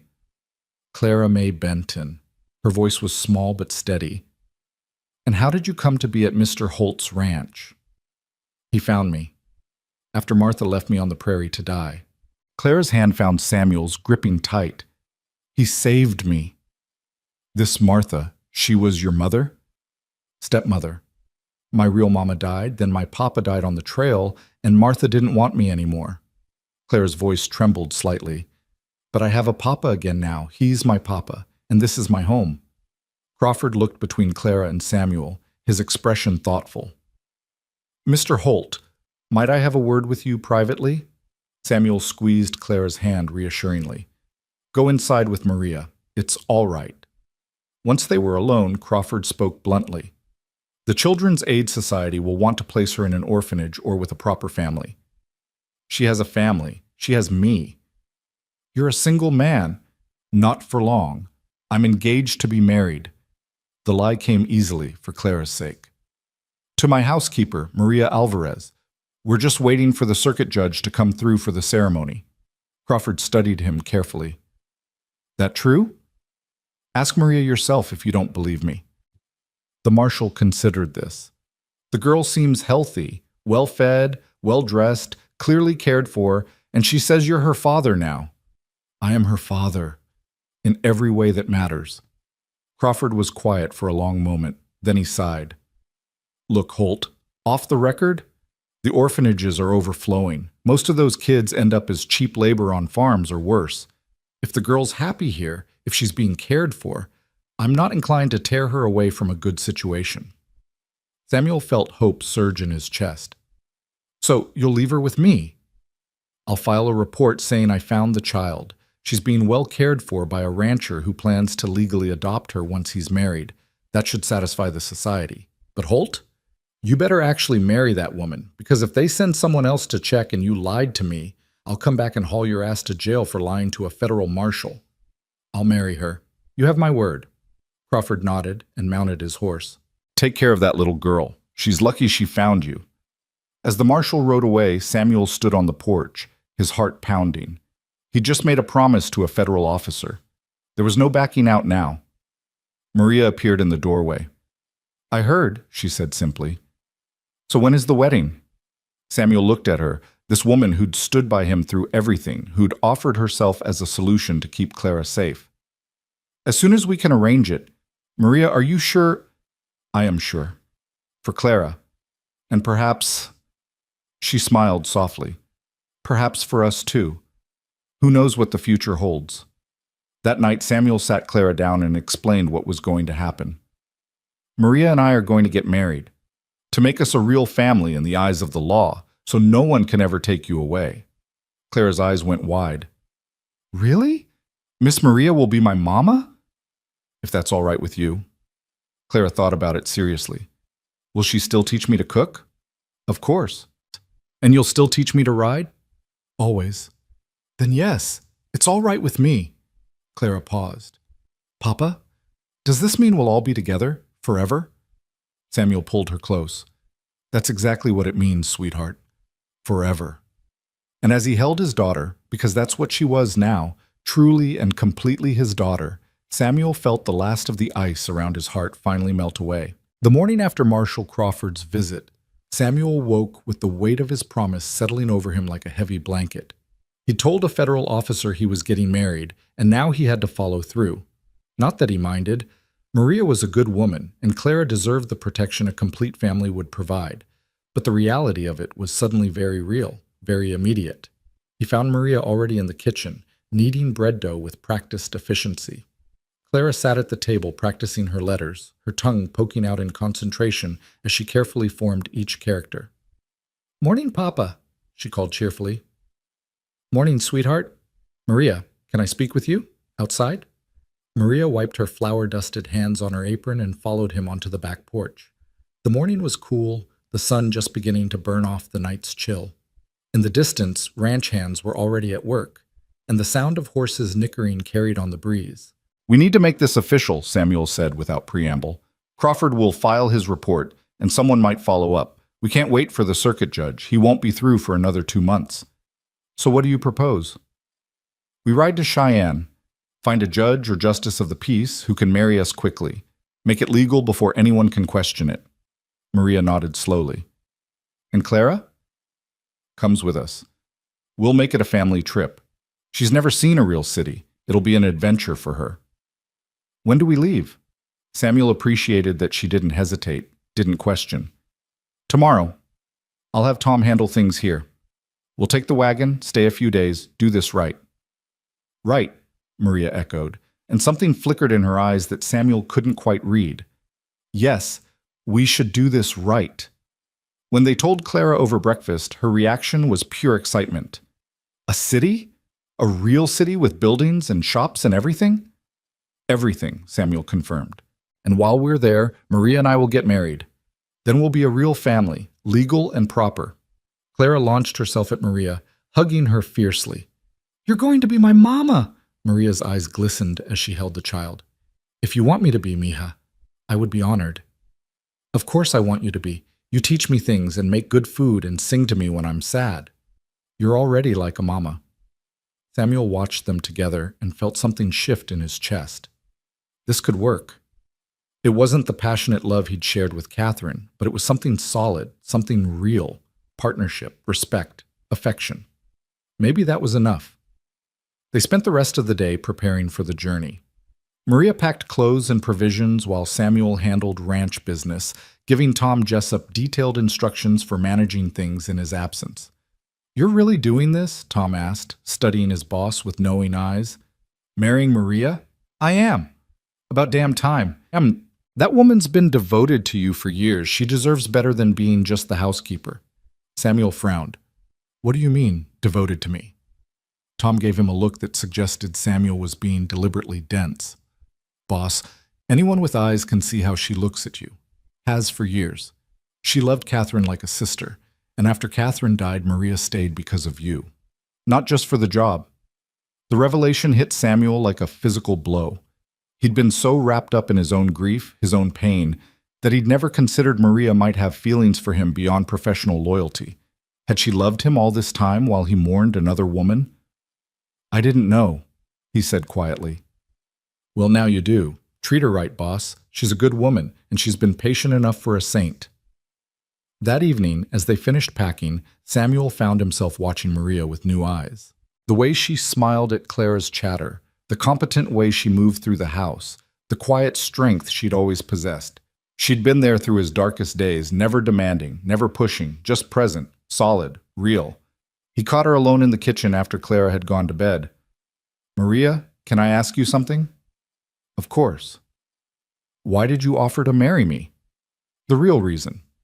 Maria's hands stilled on the dish she was washing. For a long moment she didn't speak. Then she said quietly, "Because I love her. Clara. She has filled a hole in my heart I did not know was still bleeding. And because—" She turned to face him, her dark eyes steady. "Because I have cared for you for a very long time, Samuel Holt, not as an employer, as a man. I watched you grieve, watched you build walls around your heart, watched you survive but not live, and I waited, because that is what you do when you love someone.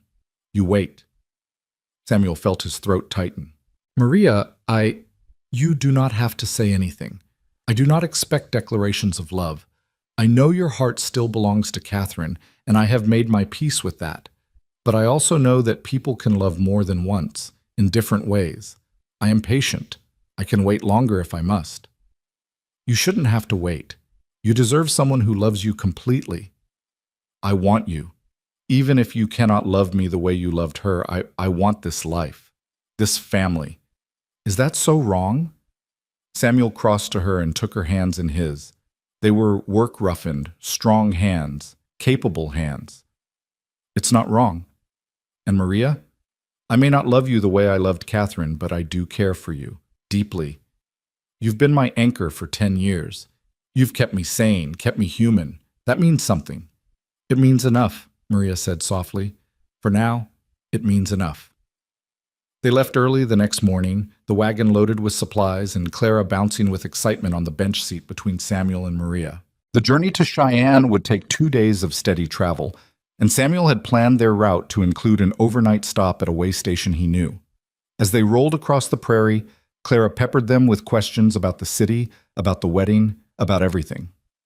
Samuel found himself relaxing into the rhythm of the journey, Maria's presence beside him comfortable and familiar. They made good time, stopping at midday to rest the horses and eat the lunch Maria had packed. Clara ran around stretching her legs, exploring the tall grass and chasing grasshoppers, while Samuel and Maria sat in the wagon's shade. "Are you nervous?" Maria asked. "About getting married?" "A little." "About doing right by Clara?" "More than a little." "You are already doing right by her. She is thriving, Samuel. Surely you see that." He did see it. The difference between the terrified, half-starved child he'd found on the prairie and the laughing girl chasing insects was like night and day. She's a remarkable kid. Brave, smart, resilient. She had to be, to survive what she survived. But now she can be more than just a survivor. She can be a child again, with parents who love her. They reached the way station by evening, a rough but clean establishment run by a widow named Mrs. Garrett. She had 2 rooms available, and Maria took Clara to one while Samuel settled into the other. At dinner, Mrs. Garrett made conversation, her curiosity about their little family evident but politely restrained. "Heading to Cheyenne?" she asked. "Yes, ma'am," Samuel confirmed. "Getting married." Mrs. Garrett beamed at them. "How wonderful! And this little one is yours?" "She is," Maria said firmly, her arm around Clara. "Our daughter." Clara glowed at the words, and Samuel felt that now familiar warmth in his chest. Our daughter. It was true in every way that mattered. That night, lying in his narrow bed, Samuel thought about what was coming. Marriage, family, a life he'd never expected to have again. He thought about Catherine, about the love they'd shared, and silently asked her blessing. He liked to think she'd approve, that she'd want him to be happy, to give Clara the family she deserved. They reached Cheyenne late the next afternoon. The city was a revelation to Clara, who pressed against Samuel's side as they drove down the bustling main street. Buildings rose 2 and 3 stories high, painted and proper. People crowded the wooden sidewalks. Signs advertised everything from dry goods to legal services to medical care. "It's so big," Clara breathed. "So many people." "Wait until you see Denver," Samuel said with a smile. "Makes Cheyenne look like a village." They checked into the Inner Ocean Hotel, a respectable establishment that didn't bat an eye at their request for 2 adjoining rooms. Once settled, Samuel went in search of someone who could perform a marriage ceremony quickly. A helpful clerk at the courthouse directed him to Judge Franklin Wheeler, who maintained offices on the 2nd floor. Judge Wheeler was a portly man in his 60s with shrewd eyes and a kind smile. He listened to Samuel's request without interruption, then leaned back in his chair. You want to get married tomorrow? Yes, sir. Is that possible? It's possible. Unusual, but possible.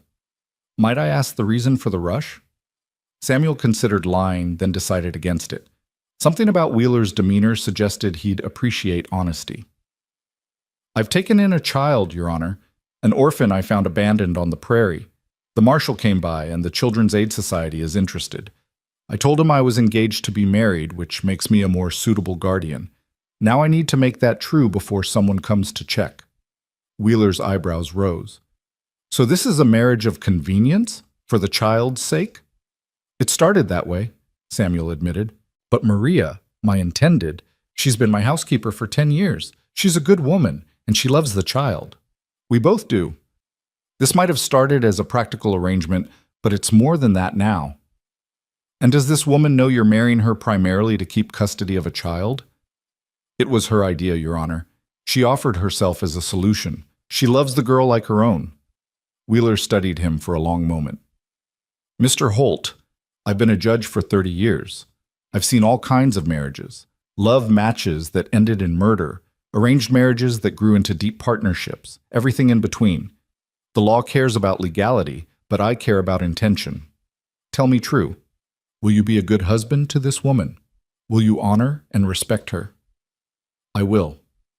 Will you provide for the child, keep her safe, give her a good home? With my life.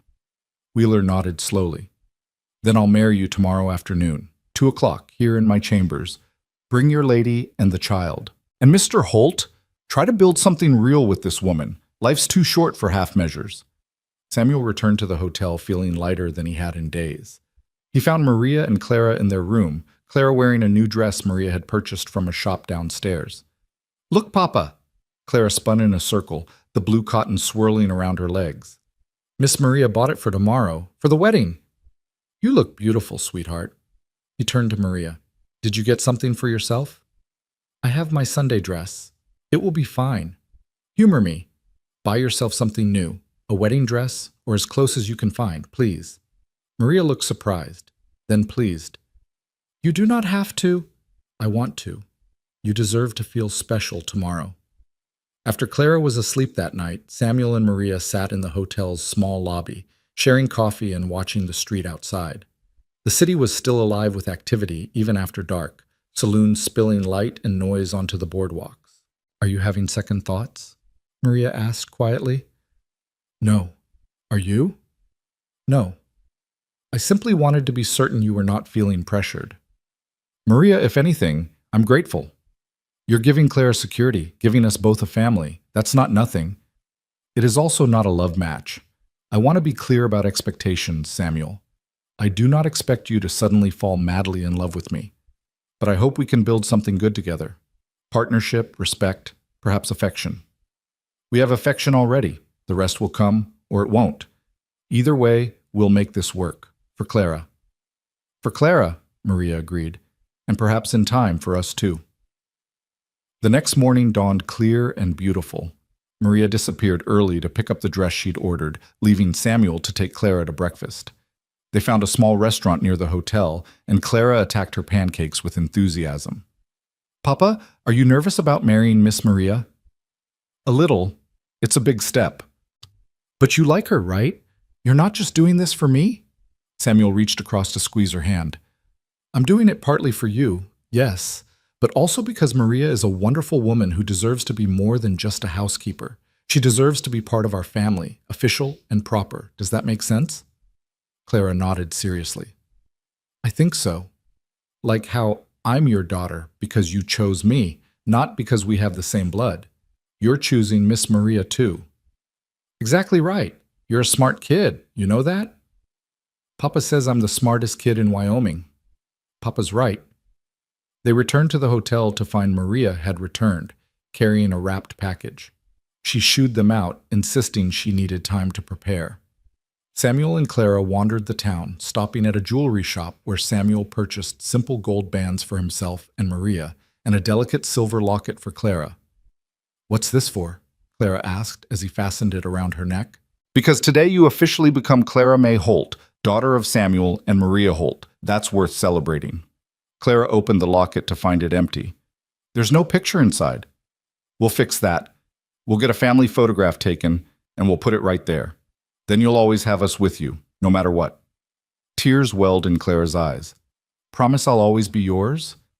Even when I'm grown up? Always. That's what family means, sweetheart. Forever. At 2 o'clock, they climbed the stairs to Judge Wheeler's chambers. Samuel wore his best suit, brushed clean of trail dust. Clara clutched a small bouquet of wildflowers they'd picked that morning. And when Maria emerged from the ladies' powder room, Samuel felt his breath catch. She wore a dove-gray dress with delicate lace at the collar and cuffs. Her usually severe hair softened into waves around her face. She'd never looked more beautiful, and Samuel was struck by the realization that he'd been taking her for granted for years. This woman who'd stood by him, who'd held his household together, who'd offered herself as a solution to keep Clara safe, she deserved to be seen. "Maria," he said softly, "you look lovely." A blush crept up her cheeks. "Thank you." Judge Wheeler's chambers were simple but dignified, with law books lining the walls and afternoon sunlight streaming through tall windows. Wheeler himself stood before them in his judicial robes, looking every inch the authority figure he was. "Before we begin," he said, "I want to speak to young Clara. Come here, child." Clara approached nervously, and Wheeler knelt down to her level. "Clara, do you understand what's happening today?" "Yes, sir. Papa and Miss Maria are getting married so we can be a real family. And is that what you want? To be their daughter?" "More than anything." Clara's voice was fervent. "They saved me. They love me. They're my family." Wheeler nodded, satisfied. "Then let's make it official." He stood and gestured for Samuel and Maria to stand before him, Clara between them. The ceremony was brief but meaningful. Wheeler spoke about the sanctity of marriage, about the responsibilities they were undertaking not just to each other, but to the child in their care. When he asked if they would honor and cherish each other, both Samuel and Maria answered clearly, their voices steady. Samuel slipped the gold band onto Maria's finger, noting how her hand trembled slightly.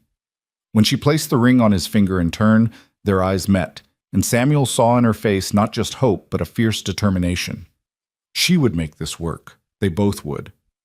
"By the power vested in me by the territory of Wyoming, I now pronounce you husband and wife. Mr. Holt, you may kiss your bride." Samuel hesitated for just a moment, then leaned in and kissed Maria gently. It was chaste, respectful, but there was warmth in it, a promise of possibility. Clara cheered, breaking the solemnity of the moment, and they all laughed. Wheeler produced the marriage certificate, and they signed it formally, Clara watching with wide eyes as her future was made secure with ink and paper. "Congratulations, Mr. and Mrs. Holt," Wheeler said warmly, "and young Miss Holt. May you build a good life together." As they emerged from the courthouse into the bright afternoon, Samuel felt something he hadn't expected. Genuine happiness. Not the passionate, all-consuming joy he'd felt with Catherine, but something steadier, deeper. The satisfaction of having done right by the people who mattered. "Mrs. Holt," he said to Maria, testing the name. She smiled. "It will take some getting used to. We have time, all the time in the world." They celebrated with dinner at Cheyenne's finest restaurant, Clara wide-eyed at the elegant surroundings and multiple courses. She tried oysters for the first time and declared them slimy but interesting. Samuel and Maria shared amused glances across the table, the awkwardness of new marriage beginning to ease into something more comfortable. That night, back at the hotel, there was a moment of awkwardness as they stood in the hallway between their adjoining rooms. They were married now, legally and officially. The expectations had changed. "I'll take the other room," Samuel said quietly, not wanting to presume. "Unless, perhaps we take things slowly," Maria said, her cheeks flushed. "We have Clara to think about, and we are both tired from the journey and the emotions of the day. But Samuel, thank you for treating this seriously, for giving me a real wedding, a real ceremony. It mattered. You deserved it. You deserve more than I've given you. Then give it to me in time. We have the rest of our lives to figure this out." She kissed his cheek, then slipped into her room where Clara was already asleep. Samuel stood in the hallway for a moment, touching his wedding ring with wonder. He was married. He had a daughter. He had a family again. The journey back to the ranch was lighter somehow, filled with Clara's chatter and plans for the future. She wanted to learn to rope cattle, to help with the spring roundup, to read every book in the library twice. Samuel and Maria listened indulgently, occasionally exchanging glances that spoke of shared affection for this child they'd both chosen to love. When they crested the final rise and saw the Double H spread before them, Clara shouted with joy, "We're home! Home!" The word resonated in Samuel's chest. For 10 years, the ranch had been a place he existed, nothing more. Now, with Maria beside him and Clara bouncing excitedly on the bench seat, it felt like home again. The house wouldn't be empty anymore. The silence wouldn't be oppressive. Life had returned to these walls. Tom Jessup met them in the yard, his weathered face breaking into a rare grin when he saw the rings on their hands. "You actually did it. Congratulations, boss. Mrs. Holt." He tipped his hat to Maria. "And Miss Clara Holt, I hear. Welcome home, all of you." The ranch hands had clearly been informed because they'd hung a makeshift banner over the barn door. "Congratulations, Holt family." Clara squealed with delight, and even Maria's eyes grew misty at the gesture. That evening, after Clara was asleep in her room, their room, in the house that was now legally their family home, Samuel found Maria on the back porch, staring out at the darkening prairie. "Thinking about something?" he asked, joining her. "About how much can change in 2 months. When you brought Clara home, I never imagined." She trailed off, smiling. "But I'm glad, for all of it." "So am I." Samuel took her hand, the one with the gold band. "Maria, I know this started as a practical arrangement, but I want you to know I'm going to try to be a good husband, to build something real with you. That is all I ask, time and effort. The rest will come or it will not. But we will face it together." They stood in comfortable silence, watching the stars emerge one by one over the Wyoming sky. Somewhere in the house, Clara slept safely, dreaming of horses and books and family. And Samuel Holt, the wealthiest rancher in 3 counties, finally felt like the richest man alive. The first challenge to their new family arrangement came exactly 2 weeks after they returned from Cheyenne. Samuel was working with the horses in the main corral when Tom Jessup came running from the house, his expression dark as a thundercloud. "Boss, you better come quick. There's trouble." Samuel's blood ran cold. "Clara?" "She's fine. She's with Maria, but there's people at the front door and they ain't friendly. Woman with a badge and a hard-looking man. They're asking for the orphan girl." Samuel didn't run. Running would show fear, and he couldn't afford to show weakness now. But he walked fast, his jaw set and his hands clenched at his sides. When he reached the front porch, he found Maria standing in the doorway like a sentinel, Clara clutched protectively against her side. A stern-faced woman in a severe black dress stood on the bottom porch step, a leather portfolio under her arm. Beside her was a large man with cold eyes and a deputy's badge pinned to his vest. The woman spoke first, her voice clipped and officious. "Mr. Samuel Holt? That's me. I'm Miss Harriet Wilkes from the Children's Aid Society. This is Deputy Frank Garrison. We're here regarding the minor child Clara May Benton, who we understand is residing on these premises." Samuel felt Maria tense beside him. "Clara May Holt," he corrected, his voice hard. "My daughter. And yes, she lives here. This is her home." Miss Wilkes's lips thinned. "Mr. Holt, the Society has been conducting an investigation into the circumstances of this child's placement. We have some concerns." "What kind of concerns?" "For starters, there's no legal adoption paperwork on file with the territory. Second, we've received information that you are an unmarried man living alone with a young girl, a situation that is at best highly irregular and at worst potentially dangerous for the child." Samuel's fury ignited, but he kept his voice level. "Your information is out of date, Miss Wilkes. I got married 2 weeks ago. To my wife, Maria." He gestured to Maria, who lifted her left hand to display her wedding ring. Miss Wilkes faltered, but only for a moment. "Even so, the lack of formal adoption proceedings is troubling. The society has a responsibility to ensure that children are placed in appropriate homes through proper channels. You found this child and simply kept her without notifying the authorities? I notified Marshal Crawford. He came, he investigated, he approved. Marshal Crawford exceeded his authority. Placement of orphaned children falls under the purview of the society, not local law enforcement. Miss Wilkes consulted her portfolio. Furthermore, we've received a petition from Mrs. Martha Blake, the child's legal stepmother, requesting that Clara be returned to her custody. The name hit Samuel like a fist. Martha, the woman who'd abandoned Clara to die, was now claiming she wanted her back? Clara made a small, terrified sound and pressed harder against Maria. "No," she whispered. "No, no, no. Papa, don't let them take me. Please don't let them take me." Samuel moved to stand in front of his wife and daughter, his body a barrier between them and the intruders. That woman forfeited any right to Clara when she left her on the prairie to die. I have a statement from Clara herself describing what happened. Martha Benton abandoned her own stepdaughter. She should be arrested, not rewarded with custody. "Mrs. Blake claims the child ran away," Miss Wilkes countered, "that she was a difficult, disobedient girl who fled during a stop on the trail. Mrs. Blake and her new husband have been searching for her ever since." "That's a damn lie!" The words burst from Clara, shocking everyone. "She told me to get out. She said I was dead weight. She drove away and left me with nothing."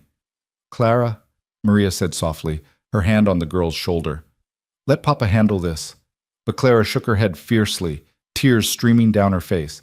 "No, they can't take me back to her. She hit me. She starved me. She hated me. I'll die before I go back." Miss Wilkes's expression softened slightly at Clara's obvious terror, but her voice remained firm. "Child, I understand you've formed an attachment to Mr. Holt, but the law is clear. Blood relatives have first claim, and Mrs. Blake is your legal guardian as your late father's widow." "Over my dead body," Samuel said quietly, and there was something in his voice that made Deputy Garrison's hand drift toward his gun. "You want my daughter, you'll have to go through me. And Miss Wilkes, I strongly suggest you investigate Martha Blake before you hand any child over to her. Talk to the wagon master who expelled her from the train. Talk to the other families who traveled with them. They'll tell you what kind of woman she is." "Mr. Holt, threats will not help your case. That wasn't a threat. That was a promise. Clara is my daughter, legally adopted through common law rights and sealed by my marriage. She bears my name now. This is her home. And if you try to take her, I will fight you with every legal resource I have. I'll take this to the territorial governor if I must. I'll take it to Washington, D.C., but you will not take my child." Miss Wilkes stared at him, clearly not accustomed to such resistance. "Mr. Holt, I'm trying to do what's best for the child, then do it by protecting her from the woman who tried to kill her, not by handing her back to her abuser." The standoff stretched taut as a wire. Deputy Garrison looked uncomfortable, his hand still near his weapon. Miss Wilkes's face was unreadable, but Samuel could see the calculation in her eyes. She'd come expecting an easy retrieval. Instead, she'd found a family prepared to fight. Finally, she spoke. "I will need to conduct interviews with the child, with you, with Mrs. Holt. I will need to inspect the home, review your finances, and verify the circumstances of your marriage." "Fine. Interview whoever you want. But Clara stays here while you do it. She doesn't leave this property." "Mr. Holt, not negotiable. You want to investigate, investigate. But my daughter sleeps in her own bed, in her own home, until you can legally prove, that she shouldn't. Can you do that, Miss Wilkes? Can you show me paperwork signed by a judge that gives you the right to remove her?" Miss Wilkes's silence was answer enough. "I'll return tomorrow to begin the interviews. Deputy Garrison will remain here to ensure the child isn't moved or hidden." "The hell he will," Maria said, her voice sharp. This was the first time she'd spoken, and everyone turned to look at her. "You will not put an armed man in my home to intimidate my family. If you want supervision, I'm sure Judge Wheeler in Cheyenne would be happy to appoint someone appropriate. But this man," she gestured at Garrison, "does not stay." Miss Wilkes opened her mouth to argue, then seemed to think better of it. "Very well, but I'm posting a man in town. If the child disappears, Mr. Holt, I'll have you arrested for kidnapping. Do we understand each other?" "Perfectly." They left, and Samuel watched until they disappeared down the road. Only then did he allow himself to shake. Maria took his arm, steadying him while Clara sobbed against his chest. "Papa, don't let her take me back. Please, Papa. I can't go back." "You won't. I promise you, sweetheart. I will not let that happen." Samuel looked at Maria over Clara's head and saw his own fear reflected in her eyes. They'd won this battle, but the war was far from over. That night, Clara refused to sleep in her own room. She clung to Maria with a desperation that broke Samuel's heart, terrified that if she closed her eyes, she'd wake up to find herself back with Martha. Eventually, Maria made up a pallet on the floor of their bedroom, and Clara curled up there with her ragged doll, finally drifting into an exhausted sleep. Samuel stood at the window, staring out at the dark prairie, his mind racing. They needed help, real help, and they needed it fast. Miss Wilkes would return tomorrow, and behind her stood Martha Blake with her lies and her legal claim. The thought of that woman getting her hands on Clara again made Samuel's blood boil. "We need a lawyer," Maria said quietly from where she sat on the edge of the bed, keeping watch over Clara. "A good one. Someone who understands territorial law and can fight for us. I know a man in Cheyenne, Bartholomew Preston. He handled some land disputes for me years ago. He's sharp, doesn't back down from a fight." Samuel turned from the window. "I'll ride out at first light. Bring him back with me. Will you be all right here alone?" "Tom and the ranch hands will be here, and I have my shotgun." Maria's voice was steel. "Anyone tries to take Clara while you're gone, they'll regret it." Samuel crossed to her and took her hand. "Thank you for fighting for her, for standing with me on this. She is our daughter. I would die before letting that monster have her back." Maria looked up at him, her dark eyes fierce in the lamplight. "Go to Cheyenne. Bring this lawyer. We will be here when you return." Samuel left before dawn, pushing midnight hard. The stallion seemed to sense his urgency, eating up the miles with ground-covering strides. By mid-morning, Samuel was pounding on the door of Bartholomew Preston's office in Cheyenne. Preston was a tall, thin man with steel-gray hair and the sharp eyes of a predator. He listened without interruption as Samuel laid out the situation, his expression growing darker with each detail. "So this woman abandoned the child, then married some opportunist who sees a payday in reclaiming her," Preston summarized when Samuel finished. "And the Children's Aid Society is considering returning Clara to her custody? That's the situation. Can you help us?" Preston leaned back in his chair, steepling his fingers. "I can, but Holt, I need to be straight with you. This will be a fight. Blood relatives do have preference in territorial law, and as the widow of Clara's father, Martha Blake has a legal claim. However," he held up a hand as Samuel started to protest, "abandonment negates that claim. If we can prove abandonment and prove Clara is better off with you, we can win this. What do we need?" "Witnesses. Anyone who saw Martha's treatment of Clara on the trail. The wagon master's testimony would be particularly valuable. Medical evidence of abuse. Clara's own testimony, though that's tricky. Judges don't always credit children's words heavily. And we need to establish that you and your wife can provide a stable, loving home." Preston stood. "Let me gather some files and we'll head to your ranch. I want to interview everyone, document everything. Miss Wilkes will be back today?" "That's what she said." "Good. Let her conduct her interviews. We'll conduct our own investigation simultaneously, and we'll see whose case is stronger." They made the return journey in record time, arriving at the Double H just after noon. Samuel's heart eased when he saw Clara in the yard, helping Maria hang laundry. She was safe. They were both safe. For now. Preston set up a makeshift office in Samuel's study and began his work with methodical precision. He interviewed Clara first, gently coaxing from her every detail of life with Martha. The beatings, the starvation, the cruel words. Clara's testimony was damning, and Preston documented it all carefully. "You're a brave girl," he told her when they finished. "What you've told me today might save your life. Do you understand that?" Clara nodded solemnly.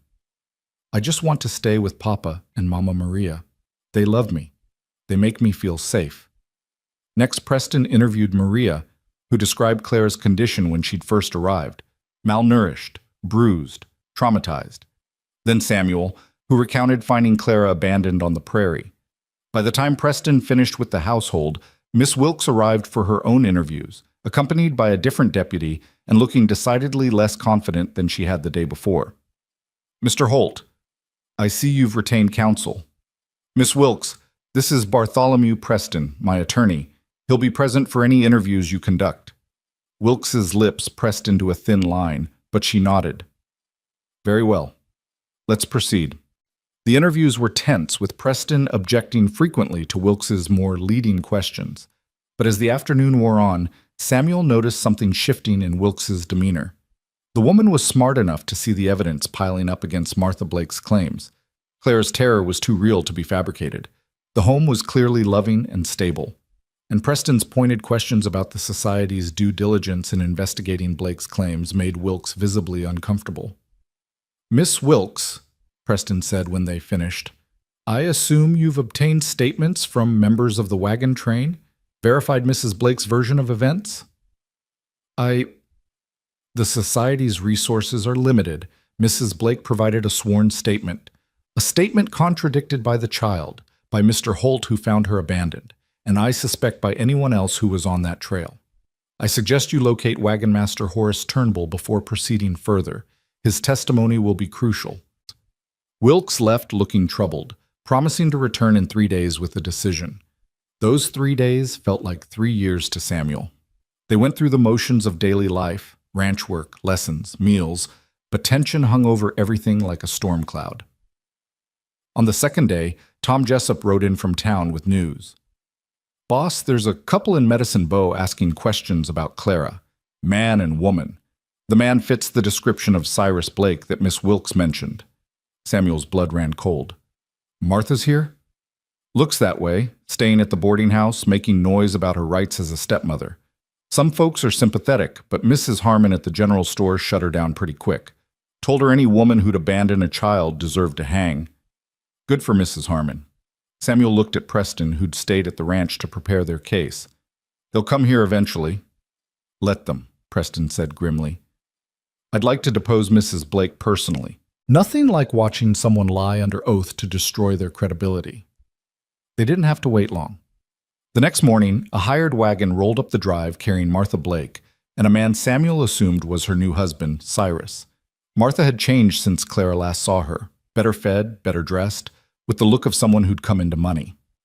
Cyrus Blake was a hard-faced man with calculating eyes and a gun belt that suggested he was more than comfortable with violence. Samuel met them on the porch, Preston beside him. Maria had taken Clara inside, barricading the door. Samuel could see ranch hands strategically positioned around the yard, rifles within easy reach. Tom Jessup stood near the barn, his hand resting casually on his gun. "Mr. Holt?" Martha's voice was syrupy sweet, nothing like the harsh tone Clara had described. "I'm Martha Blake. I believe you have my stepdaughter?" "I have my daughter, Clara May Holt. What I don't have is any interest in speaking with you." Martha's smile didn't waver. "Now, Mr. Holt, I understand there's been some confusion. Clara ran away while we were traveling, and I've been searching for her ever since. I'm so grateful you kept her safe, but it's time for her to come home with me now." "She is home." "Mr. Holt, I'm Clara's legal guardian. Her father entrusted her to my care before he died. The law is on my side." Preston stepped forward. "Mrs. Blake, I'm Mr. Holt's attorney. I'd be interested to hear your account of how Clara came to be separated from you, under oath, of course." Something flickered in Martha's eyes, fear, calculation, anger. "I don't need to explain anything to you. That girl is mine by law, and I want her returned." "That girl has a name," Samuel said quietly, his rage barely controlled, "and she's not yours.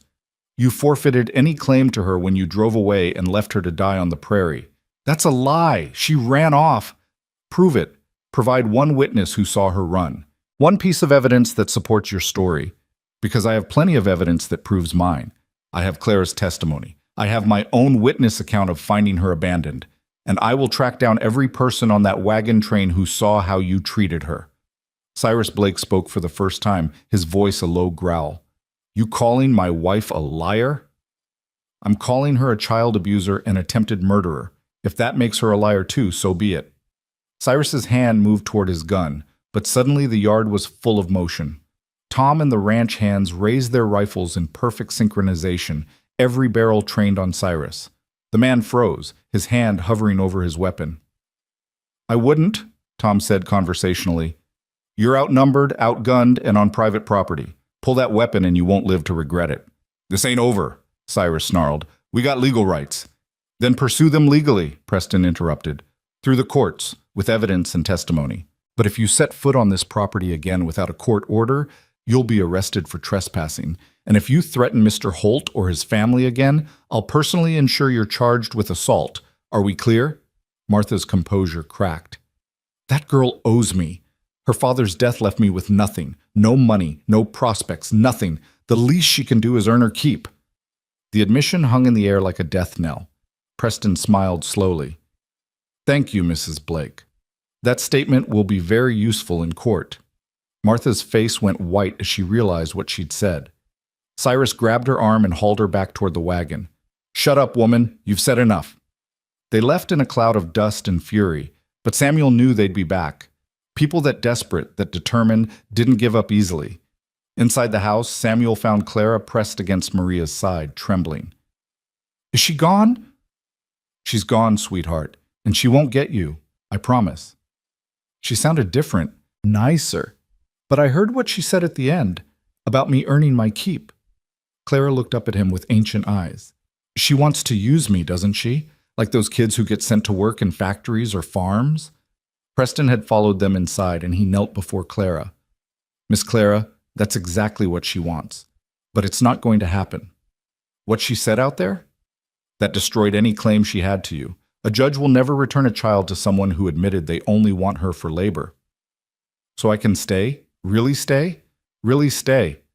But we still have to go through the legal process, make it official. Can you be brave a little longer?" Clara nodded, squaring her thin shoulders. "I can be brave. I've been brave before." 3 days later, they received word that Miss Wilkes had returned to town and wanted to meet at the courthouse. Judge Wheeler had agreed to hear the case immediately, given the circumstances. Samuel, Maria, Clara, and Preston made the journey together, tension riding with them every mile. The courthouse was packed. Word had spread about the case, and apparently the whole territory had opinions. Mrs. Harmon from the general store was there, as was the minister from the church, several ranch hands from the Double H, and more townspeople than Samuel could count.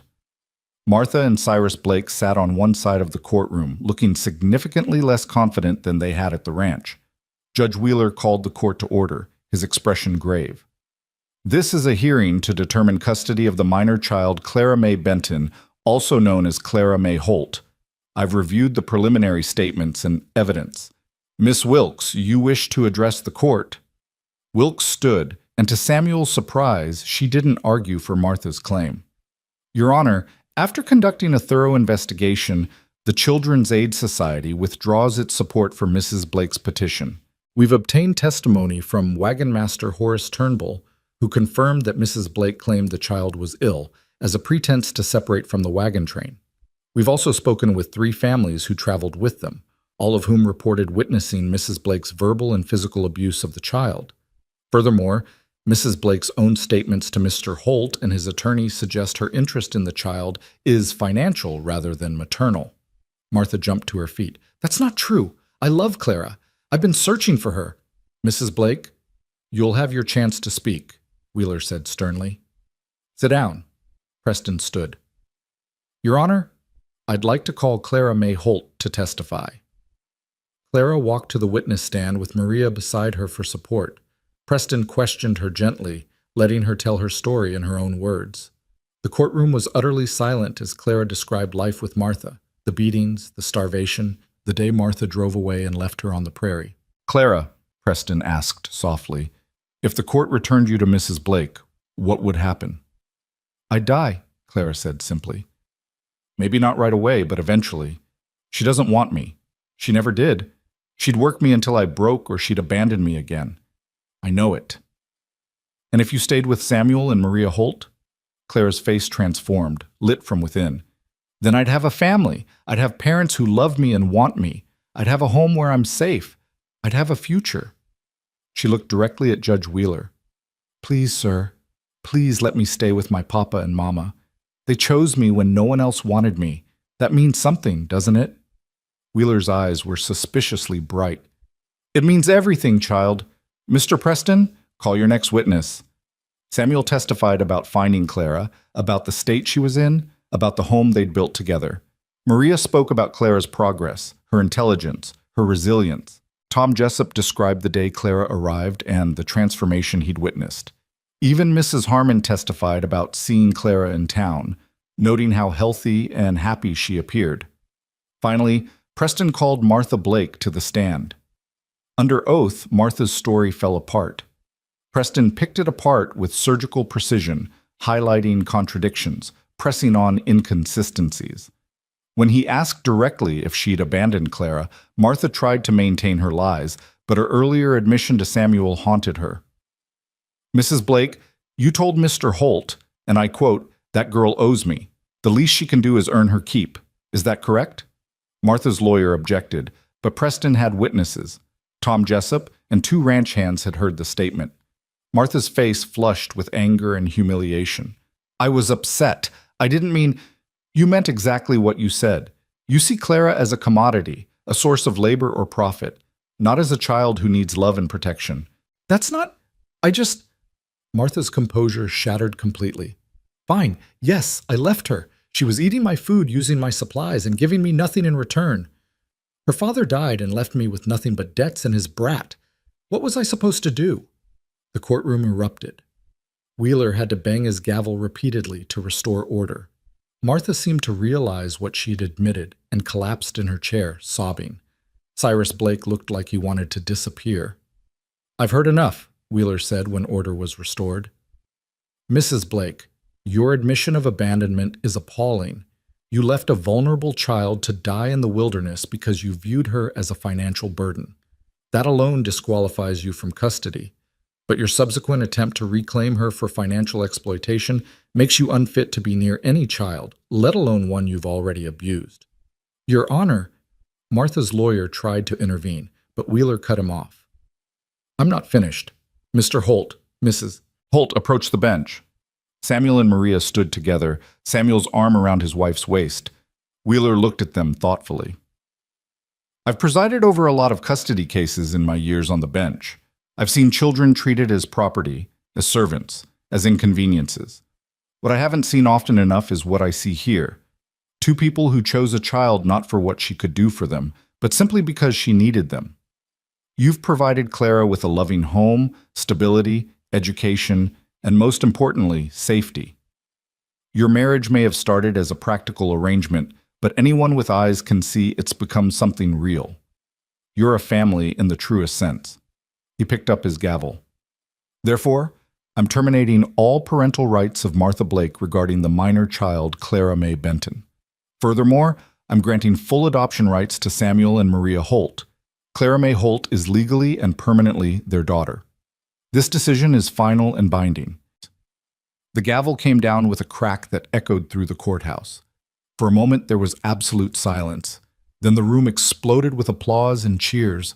Clara burst into tears and ran to Samuel and Maria, who caught her in their arms and held her tight. Is it real? Clara sobbed. Is it really over? She can't take me back? It's real, sweetheart, Samuel said, his own voice choked with emotion. You're ours. Forever. Legally, officially, completely ours. Martha Blake was still sobbing at her table, but Samuel felt no pity for her. She'd made her choices, and now she'd live with the consequences. Wheeler was already instructing the bailiff to ensure the Blakes left town and stayed away from the Holts. Outside the courthouse, well-wishers surrounded them. Mrs. Harmon pressed a bag of candy into Clara's hands. The minister offered his congratulations. Even Miss Wilkes approached, looking contrite. Mr. Holt, I apologize for how this began. The society tries to protect children, but sometimes we get it wrong. I'm glad we got it right in the end. So am I, Miss Wilkes. So am I. The journey home was joyous, Clara chattering nonstop about being officially adopted, about her name being Clara May Holt forever and ever. When they crested the final rise and saw the double H spread before them, Samuel felt something settle in his chest. This was home. This was family. This was everything he'd thought he'd lost forever. That night, after Clara was asleep, Samuel found Maria on the back porch, where she so often went to think. He joined her, taking her hand in his. "Thank you," he said simply. "For what?" "For offering to marry me. For loving Clara. For fighting for our family. For being exactly who you are." Maria smiled, squeezing his hand. "You don't need to thank me for loving them. It was the easiest thing I've ever done." "Them?" "Clara. And you." She turned to face him fully. "I know this marriage began as a practical arrangement, Samuel, but somewhere along the way it became real for me. You don't have to feel the same." Samuel kissed her, cutting off her words. It was deeper than their first kiss, full of promise and possibility. When he pulled back, Maria's eyes were wide. "I do feel the same," he said quietly. "It snuck up on me, but it's there. Respect, affection, maybe even love. Catherine will always be part of my past, but Maria, you're my future. You and Clara both." Tears spilled down Maria's cheeks, but she was smiling. "Then we are truly a family, in every way." "In every way," Samuel agreed. The years that followed were good ones. Clara grew from a frightened 8-year-old into a confident young woman, educated and capable. She did learn to rope cattle, did help with the spring roundups, and did read every book in the library twice. She also developed a gift for working with horses, becoming one of the best riders in the territory. Samuel and Maria's partnership deepened into genuine love, the kind that's built on mutual respect and shared purpose. They added to the library, expanded the ranch, and became pillars of the growing community. When a new school was built in Medicine Bow, Samuel donated the land and materials. Maria served on the school board, ensuring every child in the territory had access to education. On Clara's 13th birthday, Samuel took her riding to the ridge where he'd first seen her through his spyglass. They sat on their horses, looking out over the vast prairie. "Do you ever think about that day?" Clara asked. "When you found me?" "Every day. It was the day my life started again." "Mine too." Clara touched the locket around her neck, the one Samuel had given her years ago. Inside was a photograph from her adoption day. Samuel, Maria, and Clara, all smiling, all together. "I used to wonder why Mama died, why Papa died, why Martha was so cruel. It all seemed so unfair. It was unfair. But if none of that had happened, I wouldn't have ended up here, with you and Mama Maria. I wouldn't have this life, this family. So maybe—" She paused, searching for words. "Maybe the bad things happened so the good things could happen too." Samuel thought about Catherine and baby Thomas, about the decade of grief and loneliness he'd endured, about how finding Clara had cracked open his heart and let life back in, about how Maria's patient love had healed wounds he'd thought would never close. "Maybe you're right, sweetheart. Maybe you're right." They rode back to the ranch together as the sun began to set, painting the sky in shades of gold and crimson. Below them, the lights of the Double H glowed warm and welcoming. Maria would be in the kitchen, preparing dinner. Tom and the ranch hands would be finishing their day's work. Everything and everyone Samuel loved was there, in that house that had once been so empty. That evening, the three of them sat together in the library as they had so many times before.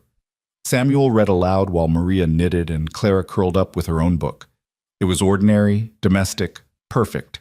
Later, tucking Clara into bed, she still let him do this sometimes, even at 13. Samuel kissed her forehead. "Papa?" Clara said sleepily.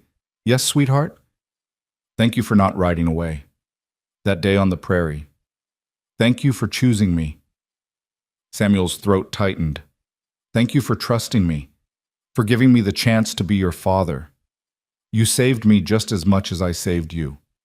He descended the stairs to find Maria waiting, and together they walked through their home, past the photographs on the walls documenting their journey as a family, past Clara's room where she slept safe and loved, past the empty rooms that were no longer empty because they were full of hope and possibility.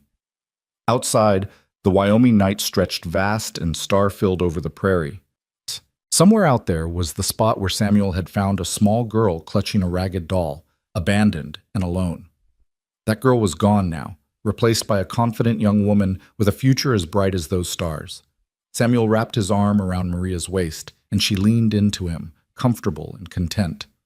They'd built something remarkable together, not just a ranch or a fortune, but a family, the kind of family that wasn't defined by blood, but by choice, by love, by the daily decision to show up for each other.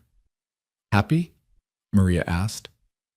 Happier than I ever thought I'd be again, Samuel admitted. You? Very happy. We have everything that matters. And they did. They had each other. They had Clara. They had a home that rang with laughter instead of echoing with loneliness. They had a future full of possibilities instead of a past full of regrets. The orphan girl who'd been left to die on the trail had found her family. The broken rancher who'd lost everything had found his purpose. And the patient woman who'd waited for love had found her place. Together, they'd built something beautiful from the ashes of tragedy. They'd proved that family wasn't about blood or legal documents, but about the bonds forged through love and choice and commitment. As Samuel looked out at his land, his home, his life, he whispered a prayer of thanks for the second chance he'd been given, for the daughter who'd saved him, for the wife who'd loved him back to life, for the family they'd become. The lights of the Double H Ranch glowed warm against the Wyoming darkness, a beacon of home in the vast frontier. And inside those walls, 3 people who'd been broken and lost had found each other and become whole. That was the real story. Not the abandonment or the rescue, not the legal battles or the happy ending.